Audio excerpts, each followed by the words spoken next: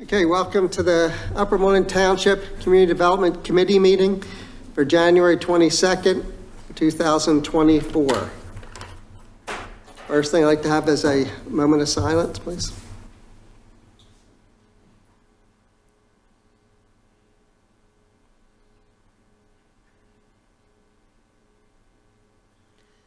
Next, please stand for the Pledge of Allegiance. I pledge allegiance to the flag of the United States of America and to the republic for which it stands, one nation, under God, indivisible, with liberty and justice for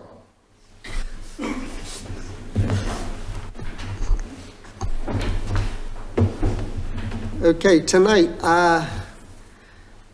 in attendance, we have Commissioner DeMond Mullen.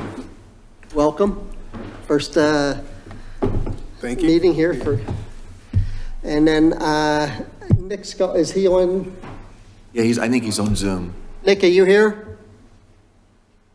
Can anybody hear me? Yes, we can. Okay, we have Nick on the computer.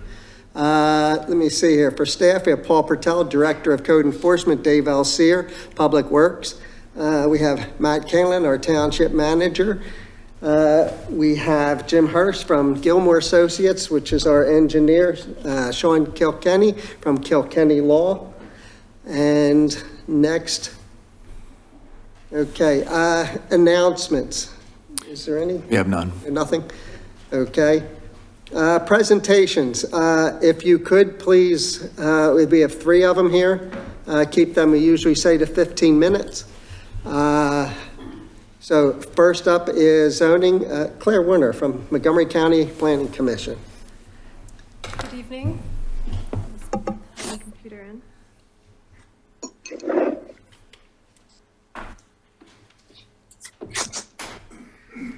Here. Okay.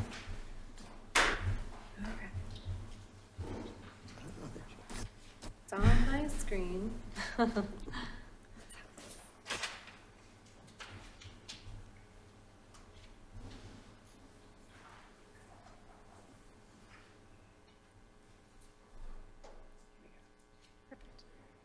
Great. Okay. Good evening, everyone. I'm Claire Warner, the planner for Upper Moreland Township from the Montgomery County Planning Commission. And I'm here tonight to give an update on the zoning ordinance update that we've been working on for about the past 3 years at this point. And so since we have some new members of the board, I wanted to use this as an opportunity to present an overview of the project. And I know this will be an, a repeat presentation for some of you as well, but just to give a broad overview of where we are now, where we've, the whole process as we've gone along, and what the next steps are going forward. Okay, so like I just said, I'm going to give an overview of the project and the process, a little bit of a zoning refresher just to familiarize anyone who's not familiar with zoning in Pennsylvania. And then I'll go over the broad stroke updates of the zoning map and the zoning districts, as well as some of the other miscellaneous edits that have been made to the zoning ordinance, and the next steps. Okay, so very quickly, zoning is what controls uses on land. There are 2 parts to the zoning. It's the ordinance part, the text, and that controls some of the dimensions of uses in buildings and what uses are also permitted in different areas. And the map part of the zoning designates what areas of the township can be used for different uses, and there are also other regulations that can be put attached to different building types and use types. So in addition, it also regulates the size of buildings, and so I made a note here that over time there's been a little bit less emphasis on the separation of uses, which is historically why zoning exists, really to separate uses, nuisances from where people live. But there's been more emphasis put on the design of buildings, and in particular for places that might be a little bit more pedestrian oriented, or for neighborhood environment and context. So like I said before, the purpose of zoning at the very high level is meant to protect health and well-being of people who live in an area. And then for Upper Moreland in particular, zoning is supposed to implement the Upper Moreland Comprehensive Plan that was adopted a couple of years ago in 2021. There are also regulations in zoning to protect sensitive natural features, regulate how land use can be used, and the density and intensity of development. In Pennsylvania, the MPC, the Municipalities Planning Code, requires that the comprehensive plan be updated every 10 years, which Upper Moreland did, like I said, adopt their new comprehensive plan in 2021. And this zoning is meant to be the implementation of that plan.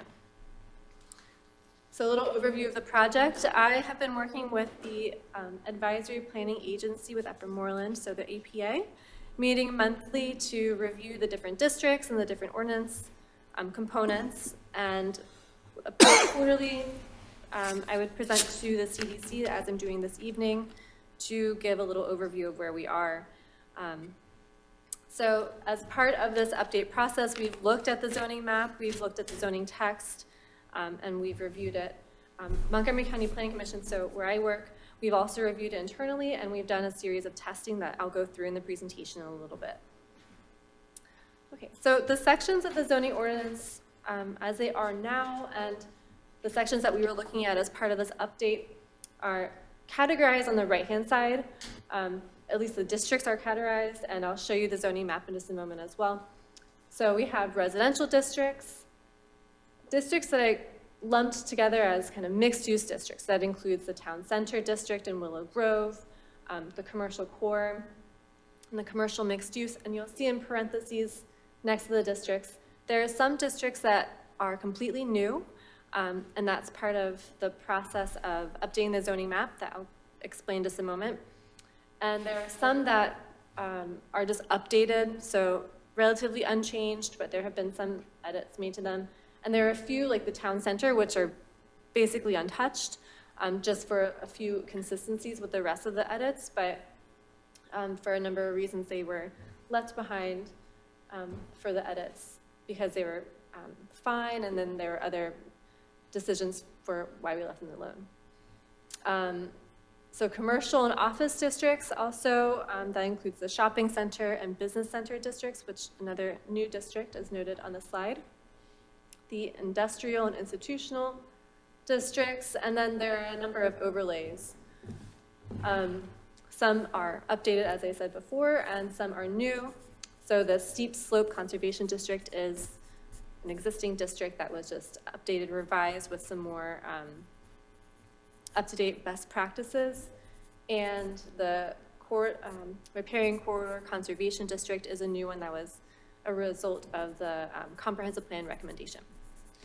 So in addition to the districts, there are also some other changes that were made broadly to the zoning ordinance. So that in particular includes the definitions and the use regulations, which affects the way that uses are defined and regulated, and kind of a formatting edit as well. So not a lot to really go into at this point, but just it's all these changes are meant to make the zoning a little bit more accessible and user-friendly for people who are going to be going to the township to look at the zoning to see what can I do in my, if I have a property, what can I do here, and to be able to more easily access that document and to understand what the rules are.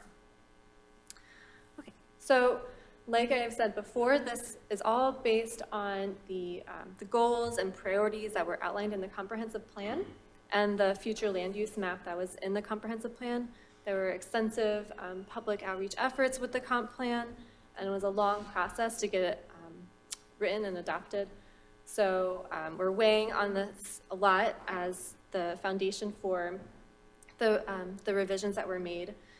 And as I said before, it's really a lot of the recommendations were to make the zoning more user-friendly, and to update districts to make them a little bit more context sensitive for any redevelopment opportunities. Okay, so these are two images of Upper Moreland. So the top left one is the existing land use map, and the bottom right one is the future land use map that was in the comprehensive plan. And you can see they are different looking, but fundamentally they are the same thing. And because Upper Moreland is built out, the future land use plan is not radically different from the current conditions. The key recommendations were to strengthen some of the standards in the districts, and to reimagine some of the older districts that might need a little bit of a refresh, such as the corridors and the shopping center and the area around Maryland Ave in the bottom southwestern part of the township. So this is the current zoning map, and this is the recommended zoning map, and it's clearly not as detailed as the current one. It's still in draft form, but the broad changes in this are to extend some of the more, not town center district, but the commercial core, which is more of a transition zone from the core of Willow Grove up the commercial corridors, York, Davisville, and Easton, to bring that up further on Davisville Road, to create new districts that have better building standards and pedestrian standards along the major corridors in the township. The industrial district will stay where it is currently. And then all of the yellows and tans and browns, those are all residential districts. They are unchanged in terms of their boundaries and the uses that are permitted in those districts. Okay, so beginning with some of the high-level key edits that were made. For the residential districts, like I said, they are mostly unchanged in terms of the dimensions of the structures that are allowed there and the kinds of uses that are permitted. So in the R2 example, just one of the kind of medium density residential districts, the housing types will stay the same as what they are now, and the setbacks from around the yards will stay the same as well. The only changes that were added to the residential districts are to address the design standards that I mentioned before. These are some illustrations that our design planners at Montgomery County Planning Commission worked on to illustrate garages and front porches and porticos for the residential districts, depending on where they're located. And this is just an example of some of the design work that we've done to help illustrate how these regulations would be implemented. And again, with the goal of just making it required for new development to fit in with the existing neighborhoods. Okay, so for the Willow Grove districts, like I mentioned before, the town center district is not changing, and nor is the town center 2 district. But you can see here, this is from the current zoning map. There's the commercial core is that maroon color, and then there are a variety of other zoning districts that go up Easton, York, and Davisville. So the zoning update would create new districts that would consolidate those existing ones, but keep the uses primarily the same. So in the following slides, I also want to highlight some of the other design work that we've done at the county's offices to help visualize the standards that are written as part of the draft update, to test what we've written to make sure that what would go in a real life scenario works for the context and is appropriate, and then to vet it and then make changes as needed. So on the following slides, we have a few examples of that. This is the commercial core district, which is a district that exists now, that would just be updated to update on the map, and then also to add a few more design standards just to make it a little bit more attractive and human scaled on some of these commercial roads. Similarly, the commercial mixed use district, which was taken from the future land use map. This would be located primarily on Easton, York, and Davisville roads.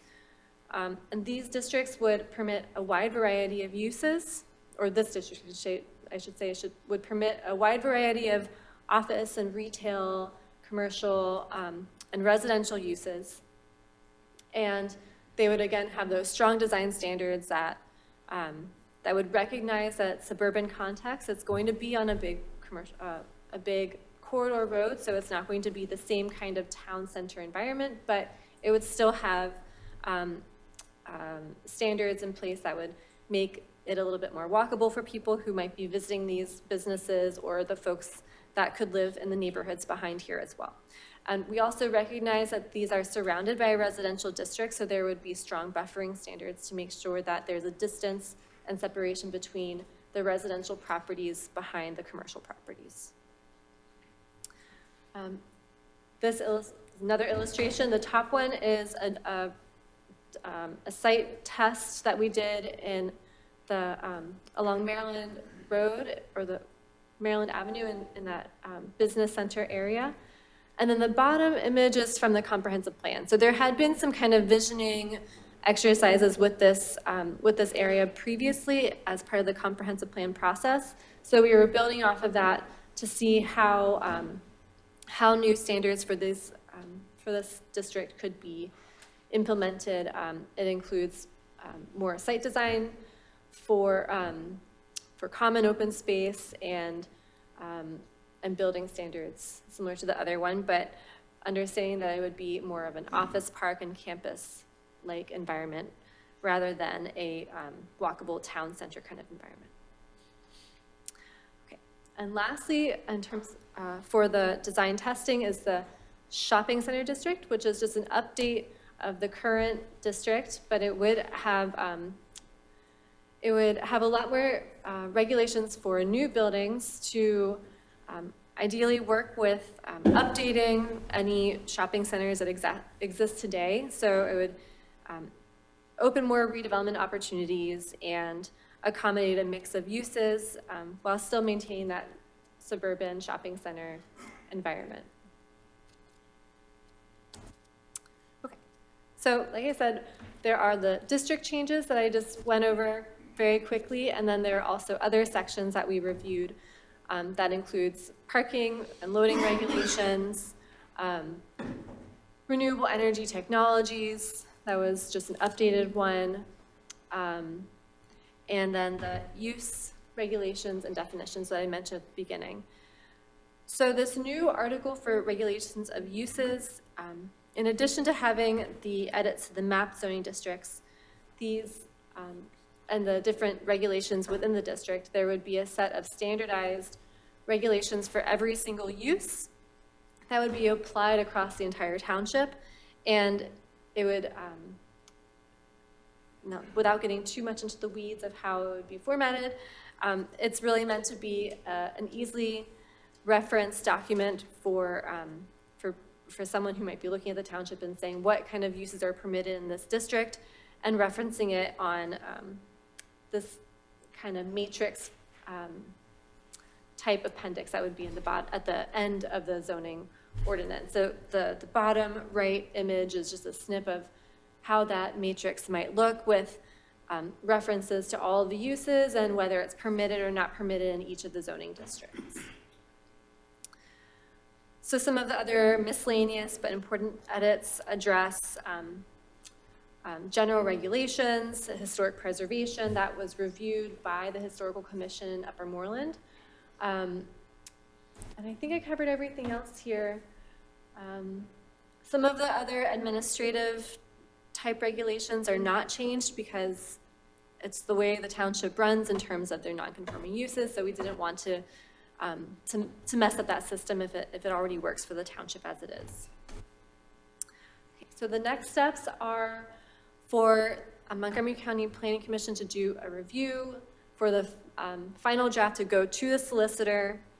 Montgomery MCPC will do an official review per Act 247 of the MPC, and eventually, when we're when the reviews are complete, we'll be able to advertise for public hearing and then move on to adoption. So I hope that this gave a sufficient overview of a very long project and a long process. I'm happy to answer any questions as best I can. One of the only things I'm going to throw out there tonight, I was going to do it at the end of the meeting, but since you're here, this is going to, I'm sure, impact this maybe greatly. I talked to Paul a little earlier today. I talked to some commissioners. I think we have outgrown apartments.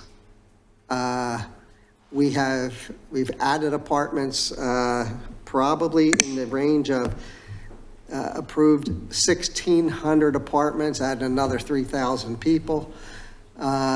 We have not increased our police department, our fire department, our roads, and we're running out of safety features for that, I would say, for the three of them.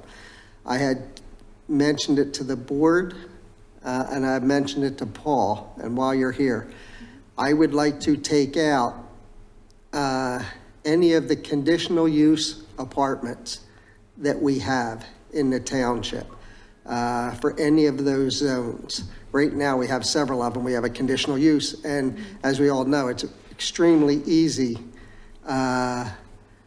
for special exceptions and stuff to get through, because then it's only safety, health and welfare, which is very hard to prove.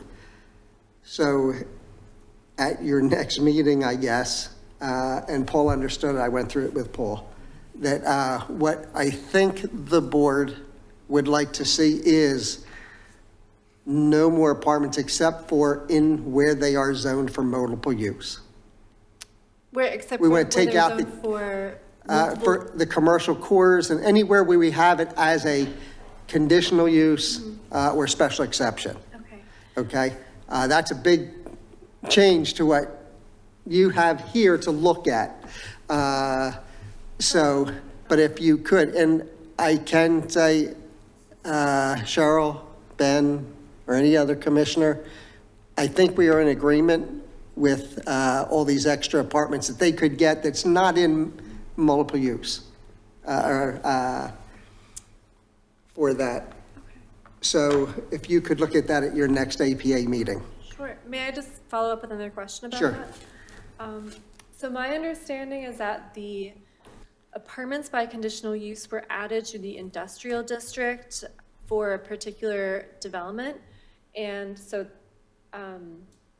we kind of use those same standards to apply to the business center district. But so I think beyond that, they are only permitted in the town center, the commercial core, and the high rise and multifamily. So just where they currently are, except for where they were added for conditional use. Oh, they were added at the, what was the zoning up at Muse? Yeah, That's industrial. Industrial. So we'd like to take it out of that. Okay. And all this, and I think, and Cheryl and I have a discussion, we have all new board members. Are we still in agreement of 6 stories in TC1 with the extra conditions? Or do we want to stay to the 4 and take out the 4, any bonus provisions to go to 6 or 65 feet and just stay to 4 stories? Cheryl, that's something, I know we've talked about it, to keep it, anything new. We have one 6-story coming, obviously across the street, it's already approved. And I guess, for me, the concern was that for the Willow Grove Shopping Center, they kind of were getting that in there on another part of their lot that they didn't qualify for. So that was my big concern there. Okay. As far as, I'd have to look and think about where all we can do the 6-story versus the 4. Anywhere in TC1, across the Anywhere in street, anywhere TC1. now Davisville Road, any of those spots that's in TC1 Yeah, can still go 6 stories. yeah, so it bothers me most where it is now. across from our township building. I'm not sure, so I think your recommendation is to do the 6-story in your town center? Is that right? The town center was not changed. So right in the immediate, like Right. across the street, this area, I haven't touched it because there's a lot of activity going on in it currently, and I didn't really Got want you. to disturb that process. Right. So, so in terms of the height and the bonus, that's all in place still, and our draft. So right now, they can go to 6-story if they qualify, if they're on that certain corner, right? Like, they have to qualify. 6 stories is for anywhere in 6-story. TC1, isn't it, Paul? If they meet all the conditions. or If they meet all the provisions, And conditions, we yeah. can certainly take a look at that. Yeah, I guess I Pull want to that look at out, that then too, to make that sure. decision. I can talk with Claire on it. I know what you're looking for. We can certainly discuss that further. And then with the APA, now's the time to do it with the adoption of the ordinance. This is, I think we would, if we were to do a text amendment versus the adoption of this entire ordinance, I think the time would probably be the same. Yeah. Because we're looking It possibly. would be, I mean, I hear and understand the issue, and Claire, that those provisions were really put in to deal with a certain large development. But I think the mood, as you hear, the board has kind of changed in general, so we want to make it part of it.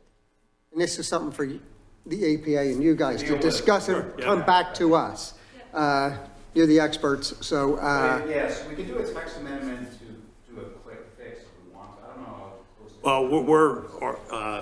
Well, Claire and I met with Alex Baumler from our solicitor's office as far as to discuss the adoption process, and we were potentially looking at a May adoption date. 3 months. So if we were, I would say we can pull, we know what you're looking for, pull that information out of the ordinance compared if we just go ahead and do a text amendment, we're at the same place, same time period. So I would say we'll pull it out of the draft ordinance that we're working on with the APA in the county. And we can certainly provide that to the CDC. again, I think you're the experts on it, so you just bring it back to us, how you think it should be done. That's all, however you want to do it, either way. Yeah, I mean, it sounds like the board wants us to look at that and possibly pull that out. I can discuss with Claire for our February meeting. And then I think our time period, I think we were looking to, was it March, I believe, to CDC, To, present the entire draft, schedule the public hearing. I don't think, I think we were planning for May. The public hearing, right, we're the first Monday in Oh, I don't know if- May. I don't think we decided another presentation to the CDC. I don't think we had decided that. Correct, But I but can, with yes. this new Oh, information, yes. we would get, we can certainly provide the CDC with the draft language of this ordinance we're working on to see if that addresses your concerns before we move forward with presenting the entire ordinance to the board. So, However you feel is the best way, that's where we're going. Like I said, you're our professional, so just bring it back to us when you can. okay. Okay. Any other questions? Any questions from any other commissioners? Anybody from the public on this? Okay? Very good. And you can just advise us as you go. Absolutely. That's all. All right. Thank you.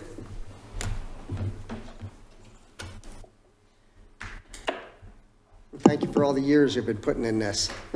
We will get it through. Okay. Whoops, where am I here? Okay, next, police station, Rick Stampler, please.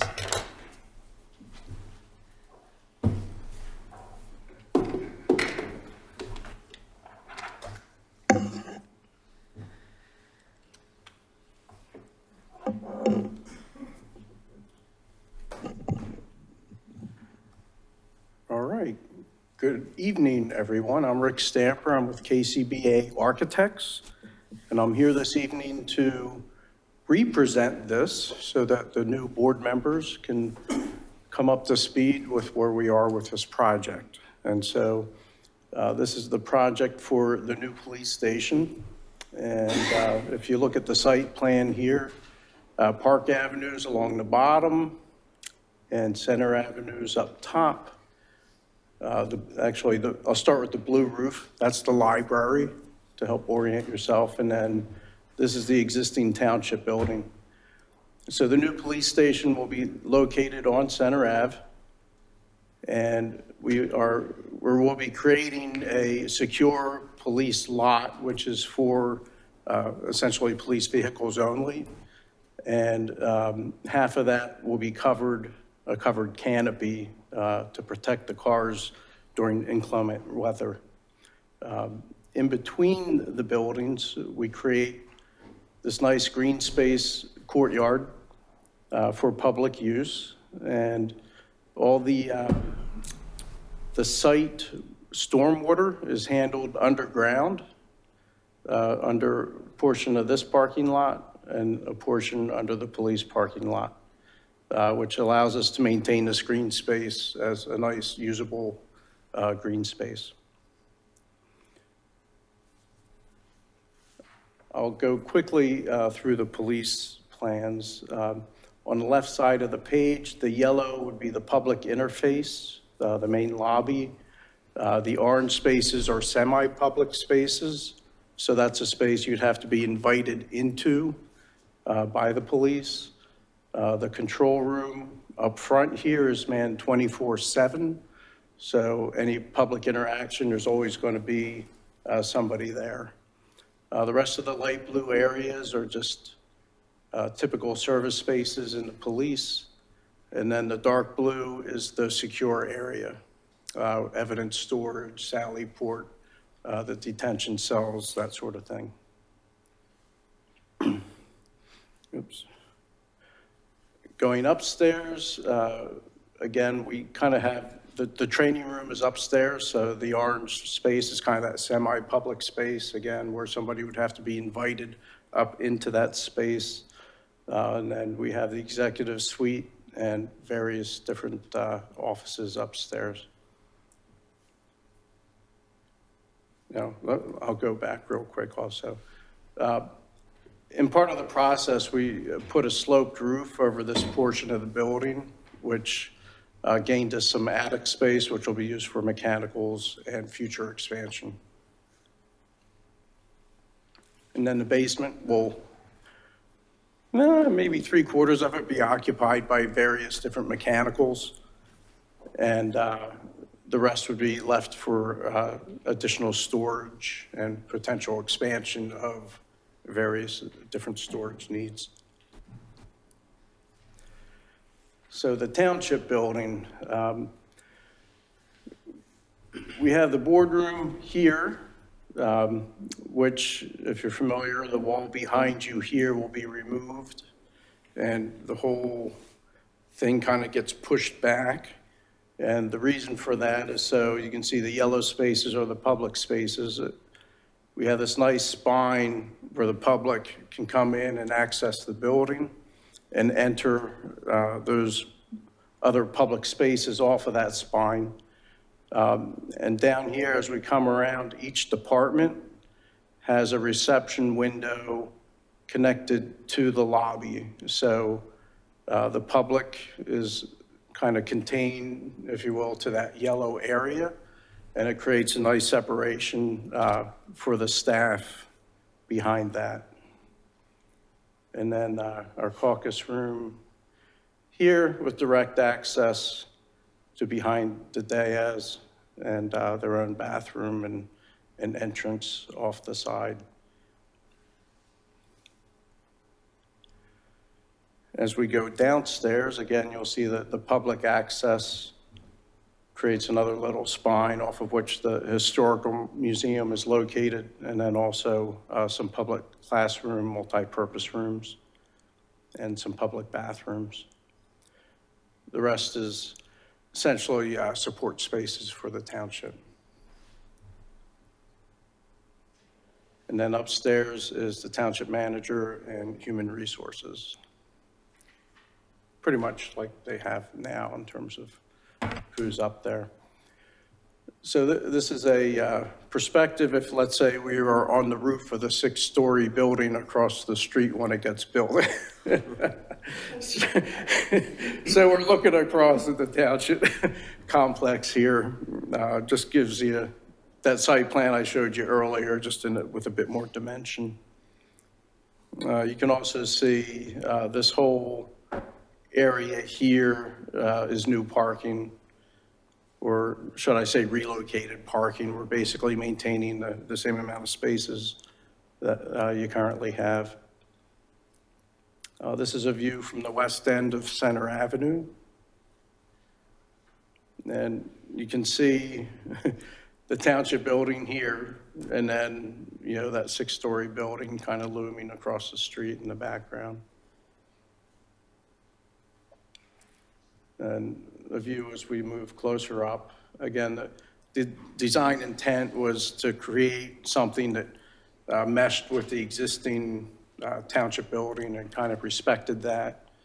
And just, you know, going with the sloped roofs in terms of the residential context. So we, you know, create something that creates a campus feel but fits into the neighborhood. This is the view from, you know, almost directly across the street. You can get a sense of the library down below. And so this is now down by the library entrance, looking back up at the police station. You'll see on the right side here a little addition. We're doing 3 little additions to the township building. 2 are vestibules and 1 is the caucus room. So this we're tucking in actually underneath of the existing overhang that's there. As we then come up into the site and you turn the corner, you can see kind of that nice courtyard area. And then to the right, kind of a new entrance pergola, if you will, into the rear entry of the township building, which in a sense will probably act as the main entry, being that this will be a fairly active space, I imagine. Let's see, and then you can also see that the language of that pergola kind of speaks to some of the stuff we're doing on the police station to, again, kind of reinforce that campus feel.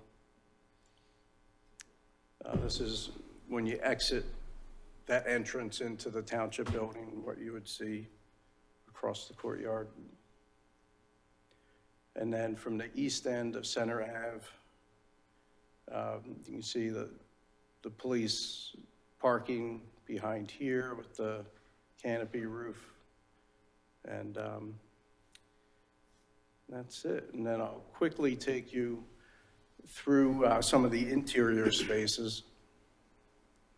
And so the first would be the main lobby of the police station. And so to the right, we have our reception windows.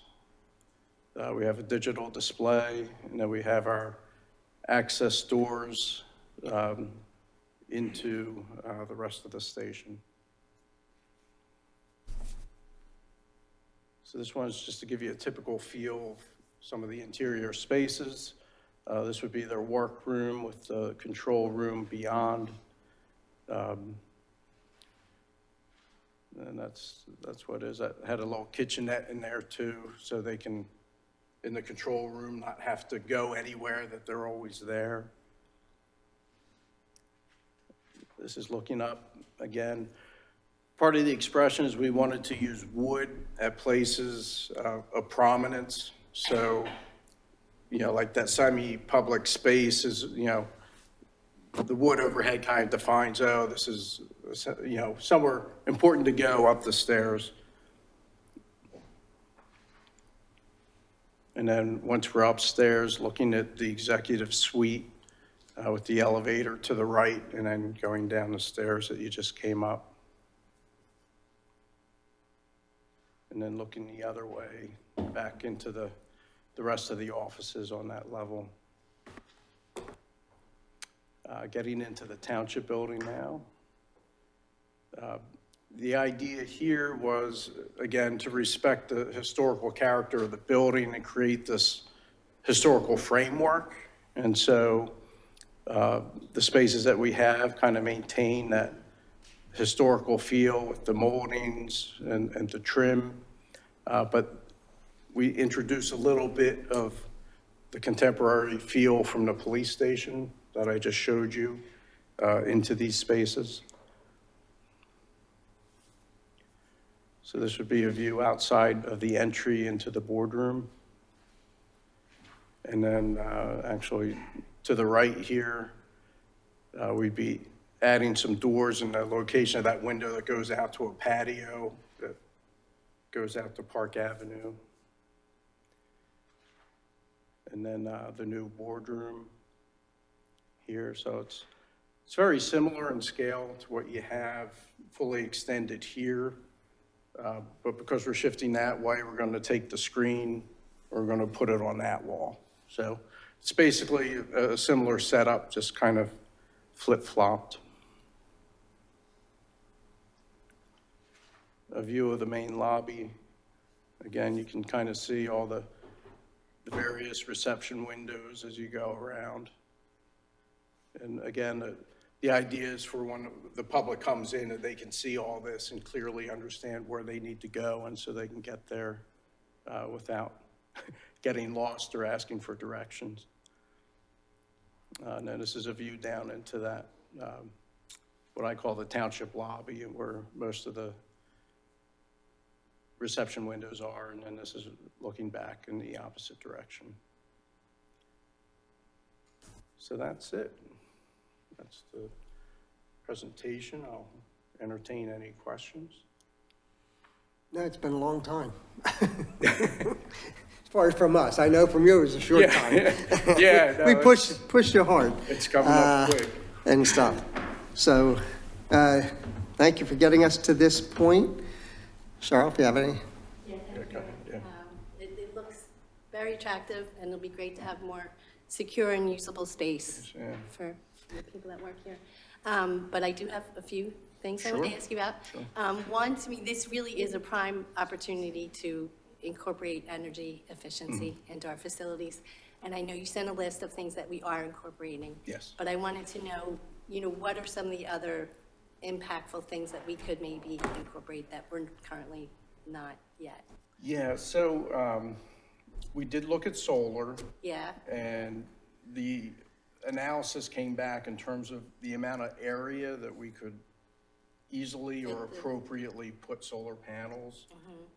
It wasn't enough to get your return on the investment. So that we ruled out. was it close? Because I know there's a lot of money out there that would help pay for it and help make that return work. Yeah, let's see. I anticipated this question, so. Good. Our engineer's analysis, so with the areas that they calculated, let's see, it would fit about 15 kilowatt worth of panels. Again, this probably won't make any It doesn't sense. mean a lot, but is that enough to power the So building? what it says is that should produce around 18,000 kilowatts hours a year of power, and assuming 12 cents per kilowatt hour, Okay, that would be an energy savings of a little over $2,000 a year. So with the cost of the system, which was estimated around $60,000, that would be over a 28-year period got it. of payback. But I'll bet we can get a grant to pay for some of that So, 60,000. well, here's the thing. So Yeah. the solar panels are estimated to last 25 to 30 years. So by the time you pay it off, it's time to get new solar panels. Okay. So it just didn't seem like a real Yeah. plus. Unless we you can know. maybe get grant funded, right? To pay pay for some of it? Yeah, if you could get it, yeah. Okay. Yeah, would you mind sending me that detail? Sure. Of the analysis? Okay, any other items that, besides solar panels, that we might? No, I think, yeah, just inherently with the building codes the way they are today, It's a lot better. yes, the standards are Great, like great. so high. We're looking at replacing the windows on the building here. And I noticed, you have storm windows everywhere, and you have storm windows because you have single pane glass. And, Okay. all that kind of stuff. So it's kind of like, we can replace the windows without doing storm windows because we have insulated glass and, the low E, and Okay. it's just, things are, There's really it's lots of good. improvements there. you're Yes, saying, right? yes, So it's, that's it's, good to it's, hear. it'll be great. So I do just have two other comments about the new kind of campus area. One is, I think Anthony probably talked about this, but the corner out on, not you, Anthony Percy, Yes. the corner out on Easton Road, I was really hoping that would be more kind of welcoming. We want our downtown to be more attractive and welcoming, and I thought that corner would have a little bit more green space, maybe seating area. Yeah, so we did do a little design for that. And in the conversations the last couple weeks, we decided to essentially pull that out of this project because in order to do what we wanted to do, there's a lot of obstacles in terms of utilities and things that are in the way that would really kind of just compound the cost of Got it. addressing that corner the way we would want to. Right. And But so, we can't, the way it's built out now, we can't even do that later. no, you can. That corner, we can. Yeah, you can. I mean, I It's do just, think it's important to yeah. consider that now as part of this project. And then one last thing is, I know you talked about in between the township building and the police station as being an active area, which is awesome. That's what we would want it to be. But the way it looks to me right now, it doesn't seem like it'll be that active because it doesn't have seating area, it doesn't have shade trees.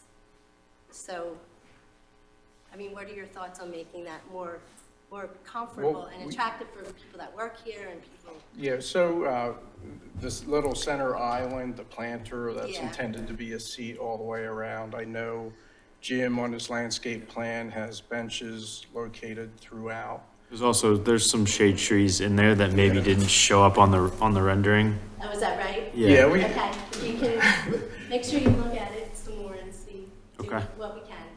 yeah, Got it. Because, yeah, we do want it to be attractive. We want So- people that work and visit here to, yeah, by ordinance, like initially, like that whole courtyard was filled with trees. And it was just kind of like, okay, now we don't have any green space because it's all up there and Okay. there's nothing left Okay. underneath. So we kind of scaled it back, but yeah, we will provide a couple of trees out more there. than what's on there, you said. I didn't notice shade trees on the rendering when we were looking Yeah, because between the courtyard. we dim them out so it doesn't interfere too much with seeing Oh, the got it. architecture of what Okay. we're presenting, so. Good, that's good. That's it, thank you very Okay, much. you're welcome. Any other questions? Any other commissioners? Anybody from the public? Yes.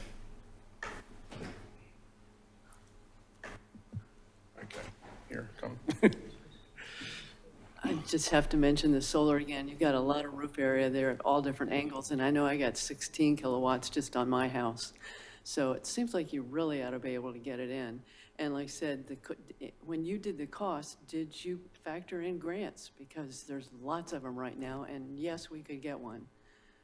Yeah, we did not. We were just Okay. doing a straightforward, Okay, so I Analysis. think that should be figured in. Also, I have to mention, you got lots of windows.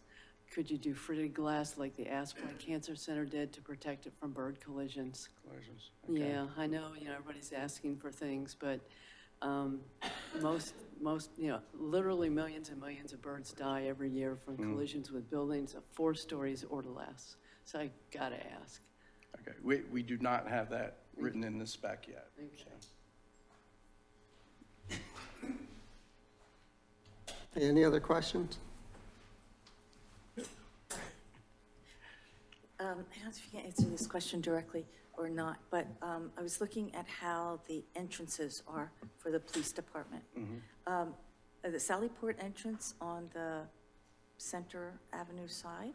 So the actual Sallyport doors, so the police would have to drive into the secure parking area.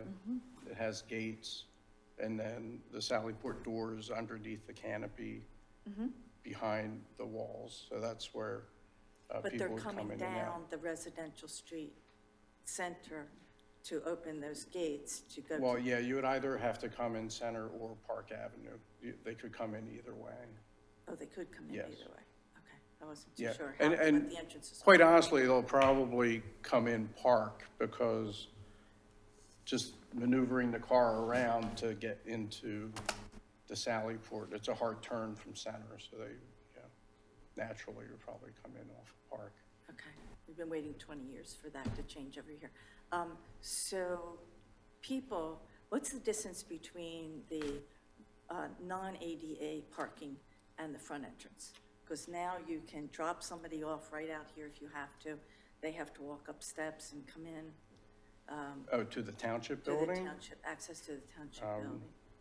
It looks lovely to see all that courtyard, and that's great for those of us who can maneuver across the courtyard. But I was trying to look at the parking availability. Yeah, let me. I did see the ADA signs, but Yeah, there's they're- people without ADA signs who still need closer parking than, Here, you know. no.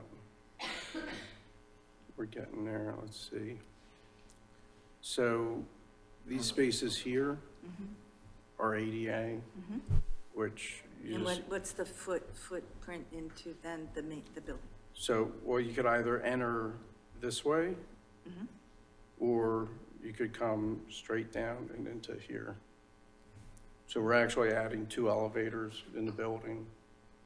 So, or should I say we'll have 2 elevators? Okay, so if I'm looking here and I'm dropping off my granddaughter, she comes in this way and uses an elevator to come up if she has to use something like that. Yeah, Okay, that's what we will be doing then.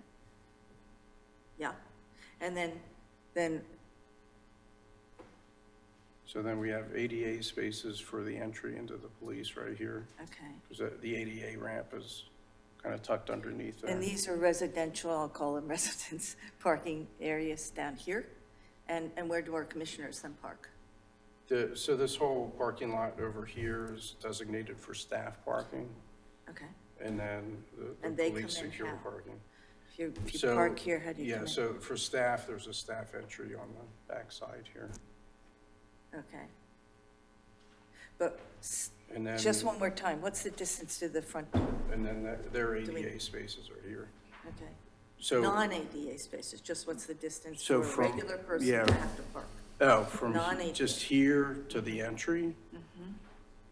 it's probably about 50 feet, 50 feet? yeah. Okay. Thank you. Mhm. Got it. ADA has to be the closest available points or whatever anyway to get in, Yes. so. Yeah. Okay, any other questions from anyone? Okay, and all of our stormwater and all that stuff you guys have worked out between Jim and you guys and, oh, okay. No other questions, thank you. Okay, you're welcome. Okay. The next present, whoops, I gotta go all the way back. Yep. Shoot. Next presentation, we will have Montco ready for 1,000 clean energy.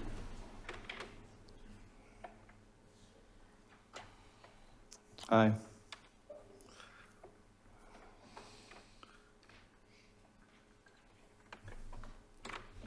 Got an antique laptop here. It takes a while to get the electronics figured out.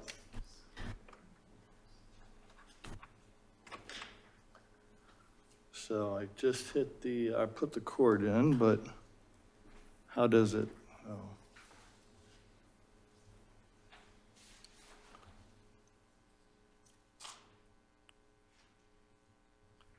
Huh. I just wondered, it worked.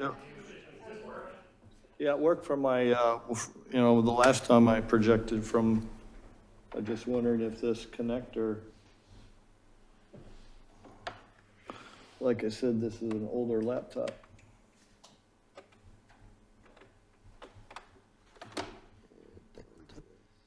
Huh, Okay, there we go. not sure why it wouldn't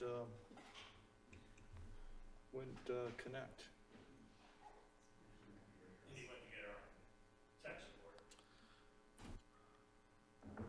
Sorry about that. Should have checked it when I came in.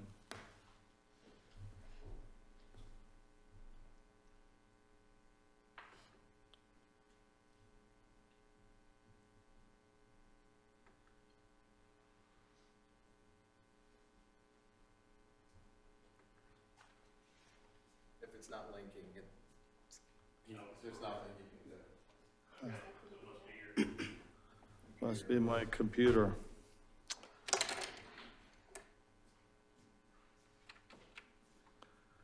All about right. Yeah, well, this is the only connector I think I have, right? Can you use someone's township computer? You, You guys don't have a willing,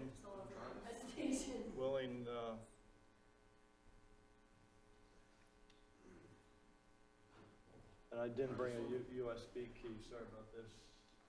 Does anybody have a USB key?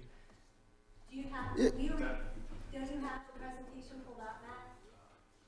I'm sorry? Don't you have the presentation pulled out? Did you guys get a PDF of the presentation?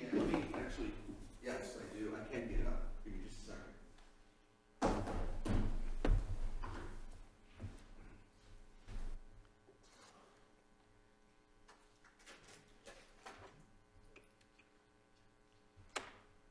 okay, if you'd like to just sit down a minute until Matt gets this, we can run through our reports right now. Fair. Unless, you ready, Matt? Yeah. Oh, okay, never mind.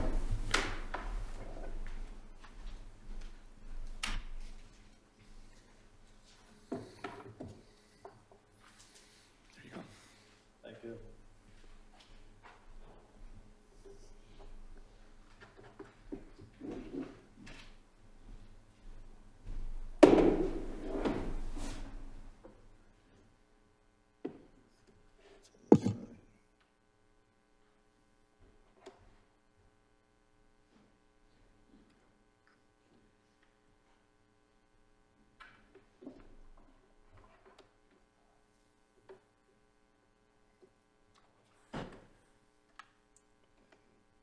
Technology, it's great when it works. There we go. Oh, there you go. Okay, good, good. Thanks.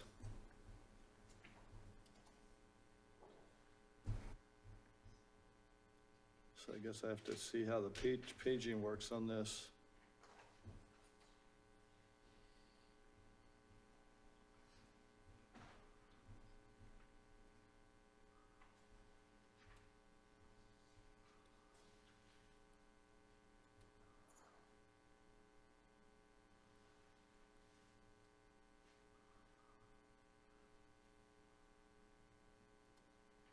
Paging is just slightly tricky, but we'll try to make it work. Okay, hi, I'm Bill Saby. With the Plymouth Township Environmental Board, actually, I just completed my term, so I'm now on a open year. Been with the Plymouth Township Environmental Board for 13 years, since 2008-9. I got involved with this clean energy effort about 6 years ago. It started in Chester County with Downingtown, Westchester, and Phoenixville adopting a resolution.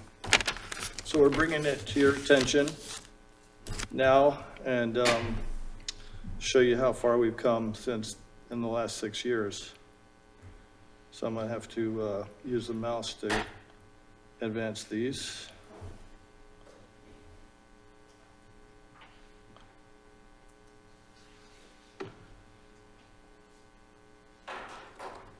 Okay, so here we go. talk about the reasons for a clean energy resolution, what this campaign has been all about, and how far we've gotten in the last 6 years. Talk about energy transition planning at the end. So the first reason why to consider clean energy resolution is that the cost of renewable energy, clean energy investments is now much more appealing and financially advantageous for municipalities. In the past, federal government, you had to have a tax obligation to get a incentive. Now you can get 30% as a municipality, nonprofit, schools, faith organizations, et cetera. So 30% for solar installations, $7,500 for electric vehicles, and then there are a lot of other incentives in the IRA and the BIL bills. Clean energy now is showing that it's less expensive than fossil fuel-based energy. So even natural gas cost electricity is starting to be more expensive than wind and solar. So as more and more wind and solar come into Pennsylvania, that option for using that as an electricity source is going to be much more fiscally positive for a township. And then I have a couple examples where people have installed solar, West Rock Hill Township in Bucks County State College and Philadelphia. The electric vehicle, lower cost of ownership, we found that over the time that you own the electric vehicle, that the cost of maintenance and operation is much less than it is for a traditional combustion engine. Springfield Township has shown that already, even with a hybrid EV for their police department. This is West Rock Hill Township in Bucks County, and they did this even before the federal credit of 30%. So they took this out of the reserve, $169,000, put together a 70 kilowatt system. It covers all the electricity needs for their township operations, streetlights, pumps, municipal building, electric charging, vehicle charging. So they found a payback of about 10 years. They originally estimated 11 years. But they could show that the payback was a fiscally responsible investment for their money, and that was definitely going to benefit the township going forward. Springfield Township is just an example of a energy audit they did on their building. They had 2 new buildings, library and a municipal building. They performed an energy audit just in the last few years and found that their adjustments for the temperature controls, building settings had been off. And by fixing those, they were able to save $205,000 already over the 2 years since they implemented that.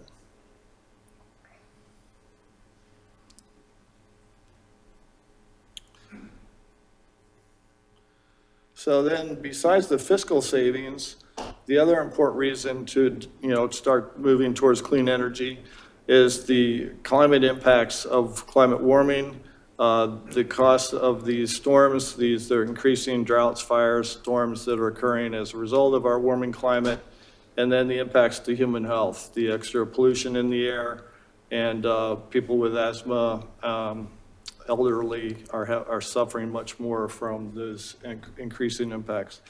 And then the science and the UN Intergovernmental Panel on Climate Change, they do reports every so many years, and they have been showing us that we're in a dangerous territory for not starting to transition much sooner. And if we don't start soon, we're going to be in dire situation going forward.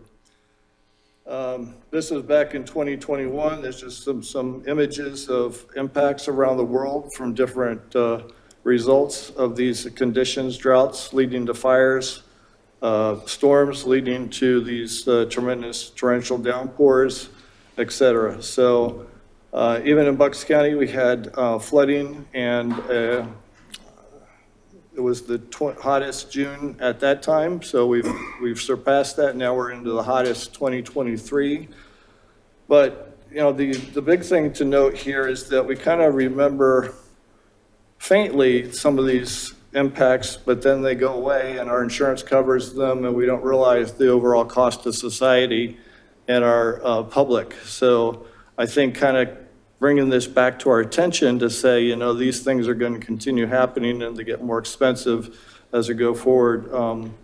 Just a couple of years ago, Upper Dublin lost their township building from the tornado that came through. And you can see the resulting damage, I think also their high school.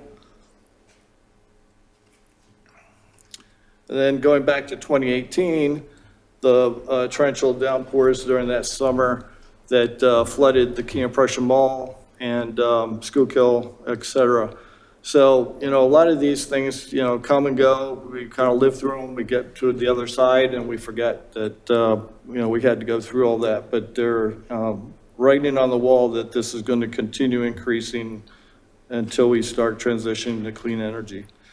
And then also road impacts. So it's an infrastructure cost to any township and the citizens that live in your community that are suffering from this. So you're looking out for your constituents by transitioning to clean energy sooner than later. This was the UN IPCC report last spring. You know, they're showing us that the 1.5 degrees centigrade, which was a goal to kind of keep within that amount of heating, is really near a point of no return, that we're already at that point. We've touched it already in the last few months of this last year. So even when this report was out last spring, it was kind of prescient of the impacts that were going to be coming. And we don't know what's going to happen in coming years, but with this trend, it's getting worse. And so the report also shows some headline statements with confidence factors that they're looking at, and this is really speaking to our governmental institutions as to where they can play a role in helping our citizens avoid the worst impacts as this goes forward. So this campaign to help communities start to transition to clean energy has been going on since probably 2017. We got involved in Montgomery County in the beginning of 2018. But even by 2022, there have been 200 communities around the United States that had made these commitments to go to clean energy. And 1 in 3 citizens represented by that. So in our region, we've gotten to the point of 43 communities across 5 counties, Philadelphia, of course, being the biggest, that have made this statement that they want to transition to clean energy. And we have 18 of these in Montgomery County. We're kind of leading the pack by 2 over Chester County. And then this is our growing map of green. We'd love to have you join us to be part of this contingent. The others that are talking about it, Lansdale Borough has been looking at it. Lower Providence is the closest to adopting a resolution. They've prepared their draft and they're going to present it to their supervisors in the next few months. So I've been working with them on that. So part of the process is to set a resolution, and a resolution just being an aspirational statement is really a vision and a goal for your community. And by stating that resolution, you can then have a press release, kind of have a community statement that, hey guys, we're looking out for you. We want to make sure that we help lead the charge, and we're going to transition the municipality to clean energy, and we would hope that you would follow suit. So we're going to start setting some examples here by doing it ourselves first. So that's part of the statement, you know, making that resolution. The second would be to build a clean energy transition plan. And we have templates and models, and several have already been written that you guys can borrow and just adjust with your specifics in the, and then the acting would be to start implementing those actions in the plan and start to turn your purchasing of energy towards more renewable sources. So again, I'm talked about the resolution. We have a draft template that people start with, but you're free to adjust it. The key statements in it are that we are targeting clean electricity as sourced by the township by 2035, and that by 2050, we would have clean energy for vehicles, so that would probably be more likely electric or hydrogen vehicles, and then also for heat HVAC systems. There's a lot of advances now with heat pumps. Geothermal systems are really efficient. Our township, Plymouth Township, actually just did a municipal building rehab. It's not open yet. We're hoping it's going to complete in the next couple of months, but we put in geothermal because our other choice as an all-electric building was to go with a new natural gas line from the street, which would have been $150,000.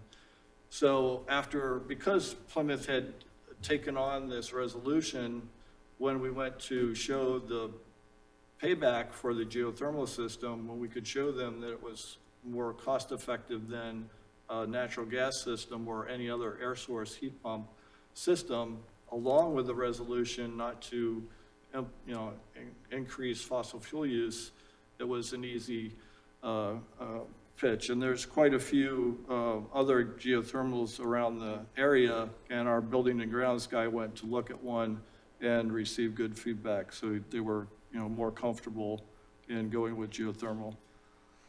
Then the energy transition plan, after you get the resolution in place, you would start to draft the plan, and that would take, roughly a year. Some of us haven't even done it after a year or two, but there's a lot of templates out there, a lot of the actions that you can reuse and share as you go forward. So one of the attributes to look at is the greenhouse gas emissions and your energy use. And these numbers are put together every 5 years by DVRPC. So there's a chart out there. I just took two of the elements of it. There's about eight charts, I think, for each township out there. They refresh this every 5 years. They just haven't updated it for the 2020 numbers yet. But what it starts to give you an idea is where energy costs are being spent. And when you think about these energy expenditures being fossil fuel based money, you can start to see when you look at transitioning to wind and solar and geothermal sources that you can bring down these costs quite a bit for each of your constituents. And then I talked about the transition plan. We have a lot of us are collaborating with each other. There was a program here that's got some documentation for an education program so we could learn, even as EAC members, how to write a transition plan. So there's a lot of boilerplate you can reuse, and there are consultants that you can hire to do it, but a lot of us felt that once we got the model together, we were able to put together decent plans, because it's really an action list of what you want to do to start transitioning to renewable energy sources. And then acquire or produce your own renewable energy. So I think if you are able to put solar on any of your buildings, that would be quite a positive step, that you would find that the fiscal return is very beneficial. We put together a pro forma for Plymouth Township, and we see a payback within 10 years, and then the remaining 15 to 20 years of the solar panels, electricity, I think we were estimating around $700,000 of payback to the township. So that would be pay off the solar panels within the first 10 years, and then the rest would be, gravy money for the township, because you wouldn't be paying for electricity from that point forward. So there are many advantages. And also you can bring together multiple buildings within a 2-mile radius. So if you have any other properties within the township that were within 2 miles, you can link all those meters together and have solar on each of the buildings, kind of sharing the load across that whole group. And then we'd like to work together So as part of our 18 that have gotten together, some of them have already taken actions, as I said, have purchased hybrid EVs and solar. We'd like to share experiences and help each other so that you don't have to reinvent the wheel and you can learn from us as we go forward. So any comments or questions? We have, you said Springfield's looking at police cars? Springfield Township, I believe, has 2 hybrid EVs for their police department. Hybrid SUVs for the police department. Okay. And she found, Joy Berge is on the EAC, and she said that they found that after 2 years, the cost savings of the operation of that hybrid paid back the cost, the incremental cost. So it is a little more expensive at purchase than a traditional gas vehicle, but after 2 years, that cost was paid back by the savings on the operation of the vehicles. Okay, I was curious. I'll have our chief look into it. I know he has looked before, but he hasn't found one that's, Yeah, actually, Soulbury Township is another one. I didn't get their data yet, so I know that Springfield told me that they found savings. I don't have the exact numbers, but I'm sure their EAC would definitely help you. okay, because and we looked into the trash trucks and that was just. Yeah, are they outrageous. using them as patrol vehicles or for? I didn't find out what their use case is. Right. I think that they- matters also. I think they were older vehicles and they were ready for replacement and they just decided to put these in place. So maybe they aren't the high-use vehicles, maybe Right. they are the lower use. I can't say they are. I don't know if there's real strengthened police vehicles yet for this, but it's starting. Yeah, we looked into the trash truck and to this point, they're not worth it. But it's a good thing they've started. So eventually the price will come down. Yeah, we were hopeful when we heard that presentation a couple of years ago, but Yeah. it didn't quite meet their expectations. So, Yeah. good. But we're getting there. It's like each year, there's better and better, more and more improvements. So I think getting yourself on this journey with us would really be advantageous just because you're setting a vision, you're setting a goal, you're setting a statement. And because a resolution is aspirational, you don't have to feel that you have to do much once you put it in place. You don't lose by having a resolution. But it puts a vision statement out there for all your department heads to start thinking for what would I do next when I have to replace something? Can I buy a more efficient model? Which you probably already do, but this just encourages that as a more focused message. We did all our streetlights. That was our first big venture. That's a good one. And stuff, LEDs, so. yep, we all want those. Any questions, sir? Thank you, Bill and Lynette. So as far as, I agree, it's a great statement to make, and it's really the easy part. The transition plan and coming up with things you want to do is the harder part. And I did want to note that I've been part of the Montgomery County Consortium to create a local climate action plan. So I hope that's going to be coming out soon, and that will give us ideas and options of things we can do, which is the next step after this statement. So I do think this statement's really important to put in place now. And we're already kind of started, I think, on the next step of that. I think it's really important. You mentioned the LED streetlight program. That was great, and I really think it's important for the county to come up with more programs like that to help all the municipalities. They researched it for us, they coordinated it, and they made it easy. So I hope there's more of that would help us do some of those transition items. And that's kind of why we put this coalition together, because we realized that this transition is so important. And if we can show our demand by grouping together, so we're at 18. Yeah. We represent Right, about you get group pricing 47% too. of Monco's population. If we get 1 or 2 more, we'll be over 50%. And then we could go to PICO and the county planners and DVRPC and say, hey, guys, you've got a real contingent here that wants more renewables, ability to do these things. Sounds good. So did you say you have a draft of the resolution? We have a I'm sure. template that I can share with you guys to look Okay. at. And we've also got the examples of the ones that have come before you if you just want to compare. And Sean, I assume you have, Okay. And we saw the map. I mean, most of the surrounding communities are doing this, so I hope that we do it. Gentleman presented to the West Warren a couple years ago, so. Oh, Oh, yeah. good, thanks, yeah, good to see you again. Thank you. And it was even mentioned in our zoning thing earlier from Claire. There's a section in it on this. So, Thank you. any other questions? Okay, thank you for your presentation, and I'm sure this is going to be coming up. Okay, that's it for presentations. Approval of the minutes from November 20th. Do you have any changes? Everything look good?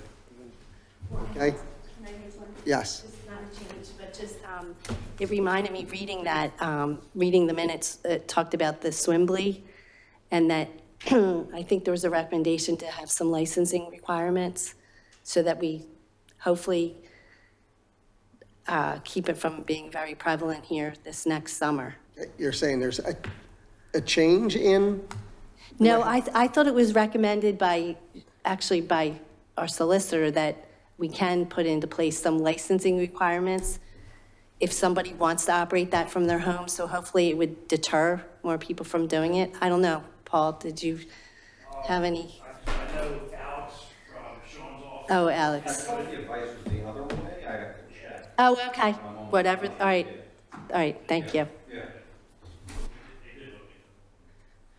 Okay, so we don't have any changes in the approval of minutes, so put them into the record. Next, new business, Whispering Pines permit change request for the intersection at Davisville Road, County Line, and Pinehurst Horse Road. Is someone here for this? Okay. Good evening. Thanks for this opportunity to address this issue. My name is David Nevad. I'm representing the Homeowners Association for Whispering Pines. Whispering Pines is about 12, 13 years old. Sat on a sleepy little inlet there, Pinehurst Road, one way in, one way out. In the past few years, there's been some development, more traffic.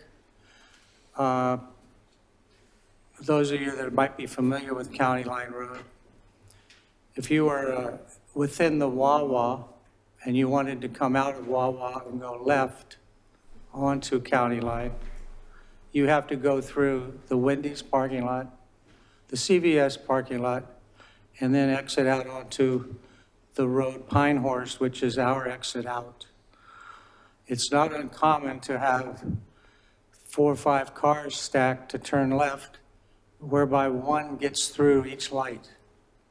So what we're looking for is some guidance as to if A, can an arrow, green arrow be put there for a left turn lane? Or B, the opposing traffic, a no turn on red. It just seems to be that first car gets out into that intersection not knowing of the traffic coming at them, if they're going to turn hard right or venture into the interior's right lane. So it's been a problem. There's been a couple of accidents in the last 6 months. And we're just looking for some guidance as to how we might rectify it. There is, I understand, a bank on the corner that is going to be torn down for a car wash. Yep. Beautiful building. I mean, mind-boggling. It's a horrible building inside from what the bank said. I'm sure it's dated, yeah. It's not even dated, it's the way it's cut up in the inside. But we did get some information from Dave here. So we're just looking for, is this common? Have you seen this before? Is it an easy resolution? Are we just going to live with it? That's kind of where we're at on this. Okay, I think, and I'll speak for the board for right now, this would go to our traffic engineer and he would have to give us any recommendations, what to do if we would, or costs and that kind of stuff. Okay. So that's where I guess we could ask him to look at this Okay. and stuff. And so you're looking for, as you come, I live across the street, just past the Okay. car wash that's going in there.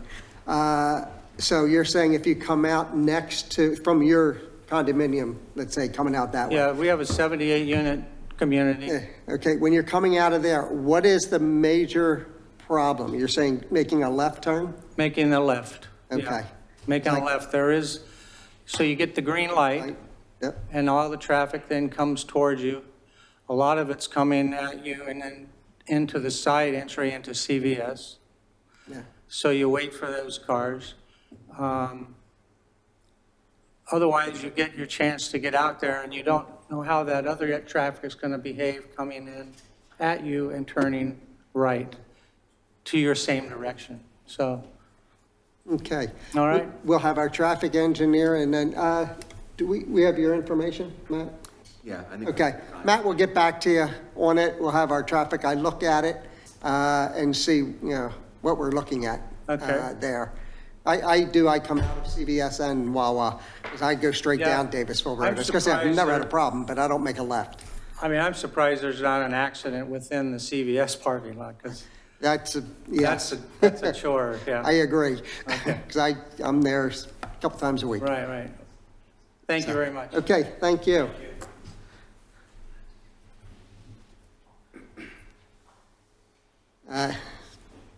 And our traffic guy's here in the room, Anton, if you just take a look at that, just to give us an idea. Thank you. Next, Willow Grove Beer Store request. Do you have any other questions here? No. Okay. Willow Grove Beer Store request for waiver of ordinance 1744. Is somebody here for this? If you'd like to come up, to state your name and where you're from. Hi, my name is Mihir Patel. I'm from Willow Grove Beer Store. So I love when you ban the plastic use. I don't like to use the plastic bags or anything. We make adult slushies. We pack in a cup and then we serve to the client so they can go home and drink. In the past, we have used the paper straws for that, and we have heard many complaints because they were not able to finish. The straw gets soggy and it doesn't come out. That's a reason we are requesting you to waive for purpose of the adult slushy only, for us to use the plastic straws. I understand exactly what you're saying because I brought the same issue up the whole time and I was against it. You're proving my point. But in my opinion, I don't think we can do it for one person because everybody's going to come in and ask for the same thing, because I would too. Because I hate the paper straws, but we're abiding by it. It's just my opinion. We have 7 people. It's gonna hurt the business too, because people are gonna either stop drinking or avoid, or I don't know. Does anybody else have an opinion from the commissioners? I agree with your opinion. Okay, that we're, Yeah, I agree also. The other thing too is, I get the paper ones, they probably don't work very well, but, I mean, I just looked real fast on Amazon, and maybe the people could try for a little bit some other I have type of personally options. tried to, before, a couple years back, we tried to use the paper straw and. Right, I get paper, but I think there's a lot of other materials now, something that might work. Everyone else would ask for it, and I also wanted to note that it does, the ordinance does say, you can't give the plastic straws. I hate to just start doing that too, because, you know, a lot of people might not want the plastic straws. Or might not, and so I would hate you to just start handing them out again. But the ordinance does say you can't give them out except if requested by the customer. So if someone does complain, you can give them a plastic straw, right? I don't think so. No, No, it's, Wait, we changed it? That's what it says right now. I don't have a break. Yeah. I complain everywhere, and everybody's giving me a plastic one. But yeah, I mean, That's right, you did. oh, yeah, right, and I get, those reusable ones don't work here, yeah. I would hope there is something out there that would work. Oh, there is. I got a stainless steel one from Lynette. So there are, That doesn't, right. and they use them down the shore a Lot of lot. cost for us. Well, great. These are a little scary. So I'm Those just metal wondering straws. if you got a metal straw, Sure. but you could offer them for sale. I don't mind to do that. I mean, I do business, so I don't mind to have extra sale, but I doubt it. People will buy even a small.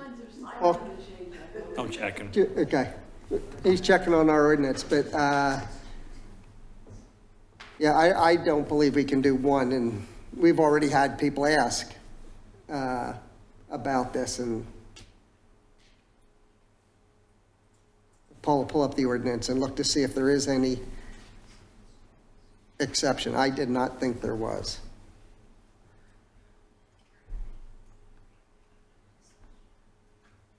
What do we have next? Yeah, the ordinance does say, except upon a request of the customer. So the Okay. customer would have to request it. And then it would come up to the board, No, then they can just give the customer. You can give it. okay, But they just can't They can't just. distribute it. You can't distribute it, right, so. okay. So first offer paper and whoever complains, Then- give it to plastic. Then there's no reason to be here. Well, there is if they just want to give them out. Oh, you'd have to ask the question. You just ask the customer the question. Sure. No. They don't No. ask the customer. No, the customer has to ask. Customer has to request it. The customer has to request it. Yeah, customer has to request it. Can he have a sign? And I would say, I would ask this board, do you feel the same way I do? Then they have to abide by the ordinance. We're not going to make a change or an exception.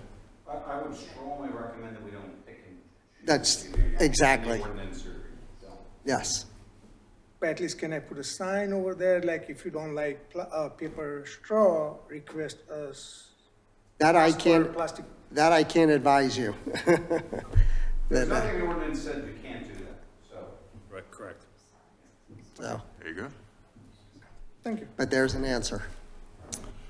Okay? And I don't even think we're going to go to the full board for a question. We're going to stick to the ordinance. Okay? Okay. Okay. Thank you, sir. Please try some others. Okay, next, Monco 2040 grant opportunities. Matt? Yeah, as I mentioned in the agenda summary, they've opened up another round for this year for the 2040 Monco grant. This has actually been a very profitable grant for the township. We've done a number of projects. The Warminster Road Sidewalk Project is a Monco 2040 grant. We did not apply for one last year, but we feel like we'd be very competitive this year. So we sent out an email to our consultants and staff members for proposed projects. And really the only project that came back was the Woodlawn Park project. The maximum amount that can be requested is $250,000. The most common award is about $100,000 to $125,000. So unless there's some other project that one of the commissioners has, the project we have on the table now is Woodlawn Park. Nick, you here? Nick asked last year. I didn't know if he was still on. He had asked about Boylo, or what? Farmstead Park. So I feel like we have a lot of big projects going on right now. So Woodlawn Park works fine because that's something we're already planning to spend money on. So that would be the match. I don't want to commit. I was going to say, we have a match for that. Right, I don't want to commit to coming up with other matches right now. We just have a lot, I think. Does anybody have a problem on the board of not going for a grant for more money for Woodlawn? And I would say, Okay. go there with it. Make it real easy. Okay, the top. Where am I here? authorization to advertise a notice to bidders for the construction of the new police station. Who wants to tackle this one? Is this, This is really just a follow-up to the presentation that, that Rick Stamper gave. I think they're coming to the completion of the design. They'll be ready to put this out to bid. They think in possibly late February, more than likely March. And I think one of the steps we usually take before we bid a project is get approval from the board to advertise. okay, the question here is, again, we always ask this because of the park, what happened back here. Are we ready 100% to bid this? Are you comfortable that we will not miss anything out of the ordinary? That kind of stuff. Are we ready for this? I can't speak for KCBA, but I could tell you that the site work and site improvements will be 100% ready. I wouldn't put a project out otherwise, and I would imagine KCBA, with how professional they are, would do the same. Okay, that's all I need to know is our professional staff thinks it's ready, and we're not rushing it out before it's done. Go ahead. So what we're talking about putting out the bid is just the police station, right? And not the township renovation too? I think it's Yeah. supposed to. It's supposed to. It's both. So what will happen is the police station is the primary bid and the township will be an alternate. Oh, So that whoever bids So it'll will be separate. Okay, submit great. separate prices. great, thank you. And I think the reason that we want the bid to go out, so that will give us a cost that we need for going for a bond and anything else and how to fund it. That's one of the reasons we wanted to do that first. Correct? Does anybody have a problem putting this bid out? Does this have to be voted on, John? Yeah, we put it before the board meeting. And I think we should be fine. I mean, if we just get it's more of a housekeeping item. And then when they're ready, they think it's going to be March, it'll go out. If they're not ready by the end of February, it'll be March. If for some reason they're not ready in March, it'll be April. But I think they're shooting for March. So are we ready to vote on this from the full board then, or? Yeah, this just gives you authorization. And then I think it's up to our consultants to tell us exactly when the time is, when we're ready. And without any objection? No objection. Okay, we can put it on to whatever the next meeting. February 5th, I think. I just have a question. So we can't even do the township renovation until the police move out, right? Until the Correct. police- Okay. And that was the whole process, why we came up with it, to move them once, instead of spending a couple million temporary. Any questions from the public on that? Just that we're going to put it out for a bid to get an idea of a price. Okay, next, Gilmore and Associates propose a design of the public amenity space at the corner of Davisville and York Roads. This is what we put in our ARPA fund. We have money set aside this is next to the eBay store, catty corner to the police station. We own, I think, 12 parking spaces. It's just, does not look well. We've been on at least I have, trying to clean up Willow Grove and make it look better.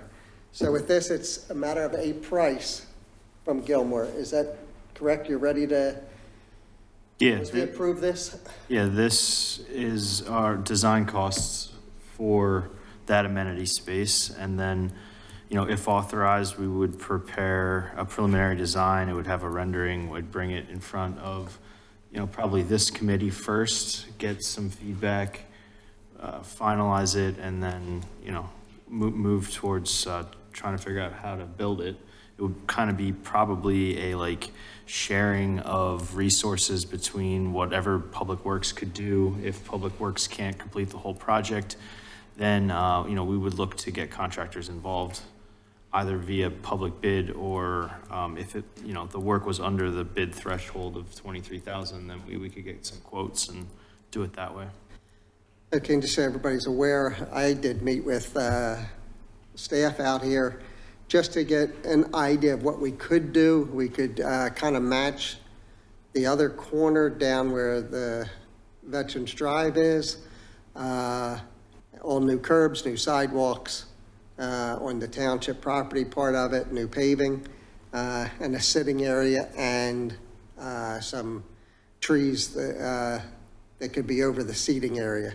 So that's just a rough thing that we talked about to give Jim an idea for him and the staff to come up with something for this corner.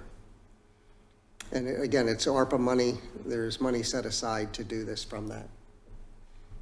Questions? No questions. Any other commissioner questions? Great idea. Thank you. Are you sure? You've questioned everything else tonight. Kevin's not here. I got to pick on somebody. Okay, with that, I guess we'll move it forward for February. Yeah. Okay. That's it for new business. There's no old business on here, no redevelopment stuff. We'll go right into our monthly reports, code enforcement. Yes, thank you, Mr. Chairman. The committee has my December 2023 monthly report, and as a comparison, I've included the December 2022 monthly report. I have nothing further to add to any of those reports, but I'd be happy to answer any questions the committee may have. Any questions? No questions. Any other commissioner questions in the report? Any public questions? No? Okay, we'll move to Public Works. Thank you. You have my report for December. It was issued to the committee. I have nothing further to add except these past few rainstorms that we've had. We've put up the floodgates, but we've come to the conclusion that a few of them have to be moved, and we need 3 new ones. 4 new ones actually are identified here. 2 are off of Blair Mill near Home and Bright to stop the traffic from going either direction. We'd like to remove the one on Pioneer at Byberry. We want to move that down further towards 1900 Pioneer to stop everybody to coming to Byberry from Pioneer. We want to install one closer to the church school that is near our pedestrian, the county pedestrian crossway. Yep. Right there to stop people coming from Bryn Athyn and Lower Moreland. We do not have one at this time on that side. Right. Okay. We put, last storm, we put 5 barricades up and they still drive through. We're gonna move we wanna move the gate that's on Mill right now, closer towards Orchard, down further. That way it gives them an area to turn around. Okay. And then we want to, get that.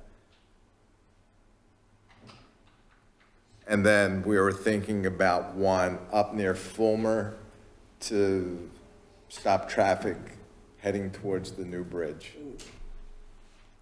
So we would need to purchase 3 to 4 new floodgates. Okay, first we'll tackle the moving the gates. We would.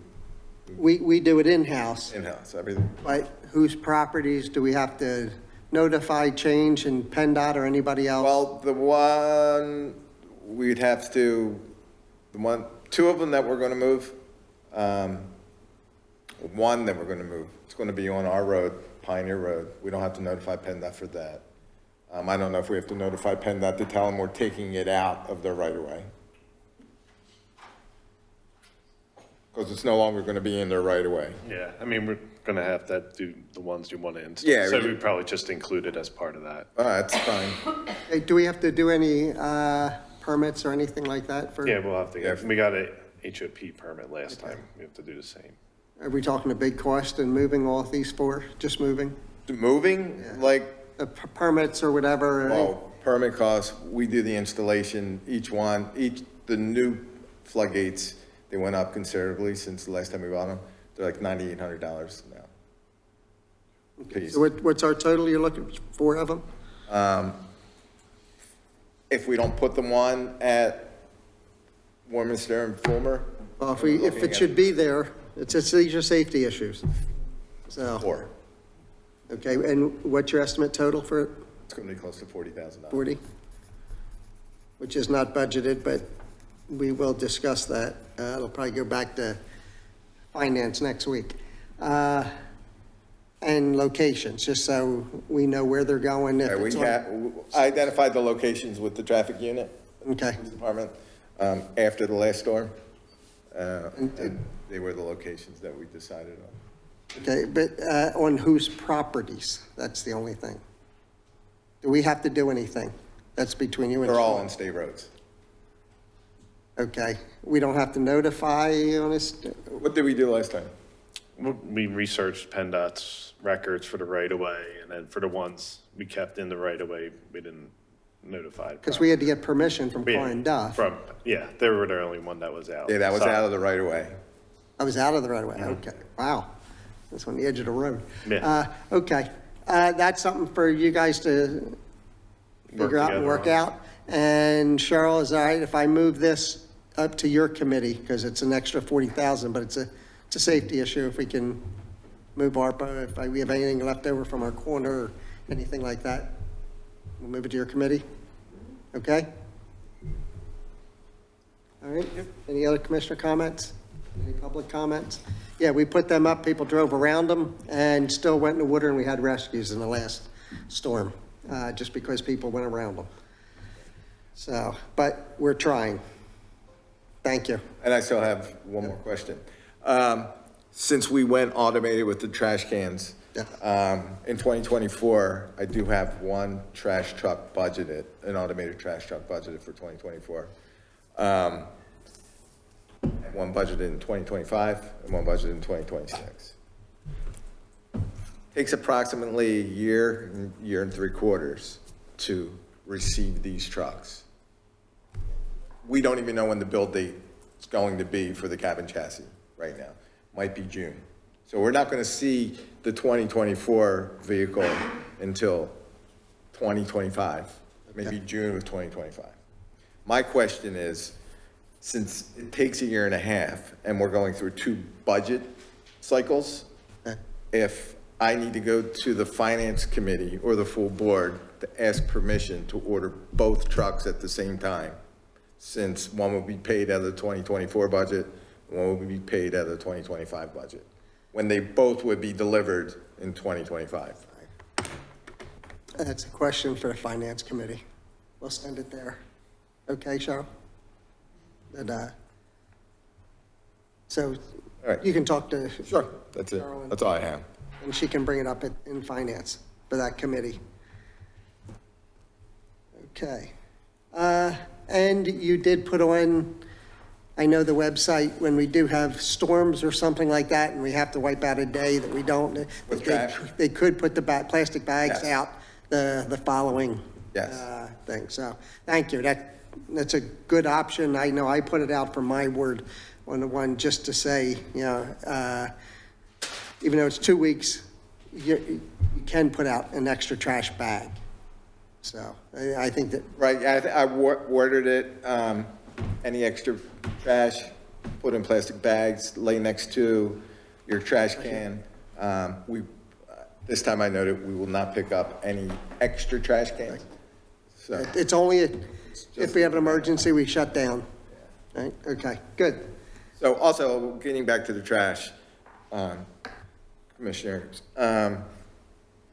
with the price increasing every year, we're probably looking at a 10% increase going with the order next year for the 2025. So, you're looking close to $40,000 increase going, 40,000 for, the trash truck, oh, okay. yeah. That, again, that must go to Cheryl. For committee. Okay, and it's not a surprise. I mean, everything's going up. Engineer, anybody have any other questions? Public Works? No? Okay, engineers report. Jim? Thanks, Kip. My January 2024 report's in your packet. Just wanted to actually highlight something that isn't in the report. Matt and I met with an environmental design build firm, RES, about a week or so ago.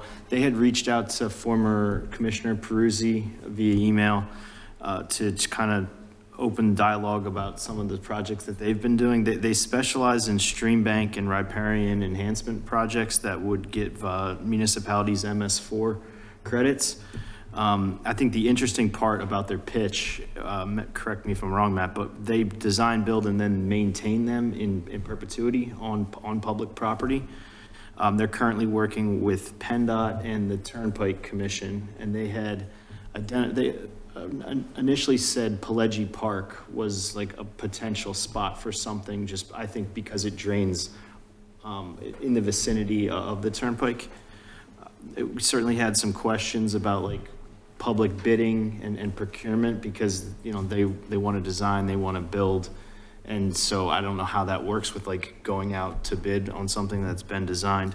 But we did tell them that there's some new MS4 regulations that are coming out this year. So like, it wasn't a hard no, but it's a maybe later situation. So we're gonna wait until those regulations come out. We'll get a handle on them and then, you know, potentially get back with them to discuss potential projects. But it was interesting, something I had really never heard of. I had never seen that pitch before. Okay, are they pitching it at a cost to us? Yeah, oh yeah. So we're paying for the whole thing. It's just a matter of this is, they do retention I basis think, and stuff. yes, they do. But the interesting thing is that like all of the MS4 projects that you've been doing, Fair Oaks, your stream bank projects, like all that, you're on the hook to maintain those, you know, into the future. So whenever they need to be, maintenance needs to be done on them or they need to be rebuilt, like the township has to pay for that. Whereas on this scenario, you would give an easement to this company and they would build the infrastructure and then you would have an agreement with them that they would be maintaining it. Okay, now the question that I have is, all the projects we've been doing have been grant projects, pretty much. Can we still get the grant? Will they help us with grants? There's a questions we didn't even get to that. At the end, okay. For sure.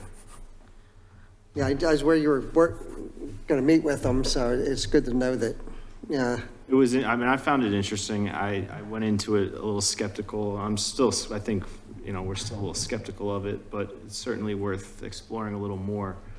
I mean, some of the pollutant reductions that they were talking about getting in other parts of the state would be a situation where, like, if you were required to do another round of reductions similar to what you have done in the past 5 years, like, you could get all of it done with one project. So I think that there's some savings there in the soft costs of doing one project versus 10 to 12, like, smaller ones. Okay, well, just keep us updated between you and Matt. Okay. Any other questions from anybody? Public? No? Okay, next, traffic.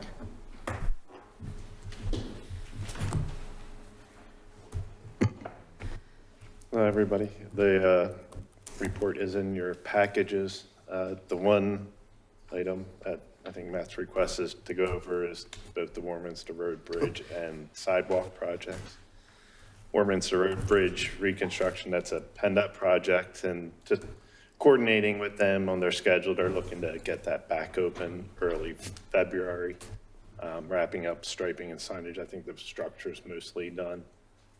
One of the things now is Aqua's finishing up their water work, and that has to get completed before they can open up the bridge.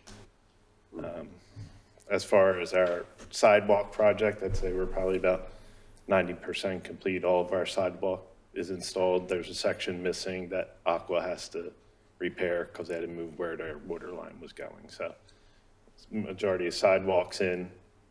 We'll have to come back and do some, in the spring, some grading and final paving and tying in the driveway, so. Okay. Now, in that originally, they had 4 years to plan it. Do they have an excuse why they waited till after the project to do it? I'm not sure, because I thought last year was supposed to be the utility relocation fee. Yeah. Okay, Yeah, I'm I not just didn't know if they ever gave a real explanation. I haven't heard. I was surprised when they said they still had to come back out. Okay. That's it. The only thing I'll note, I put in the typical grant schedule that's at the back. We're still waiting on a couple grant awards. One's DCED-MTF for Maryland Road for the culvert, and then the TASA for the trail.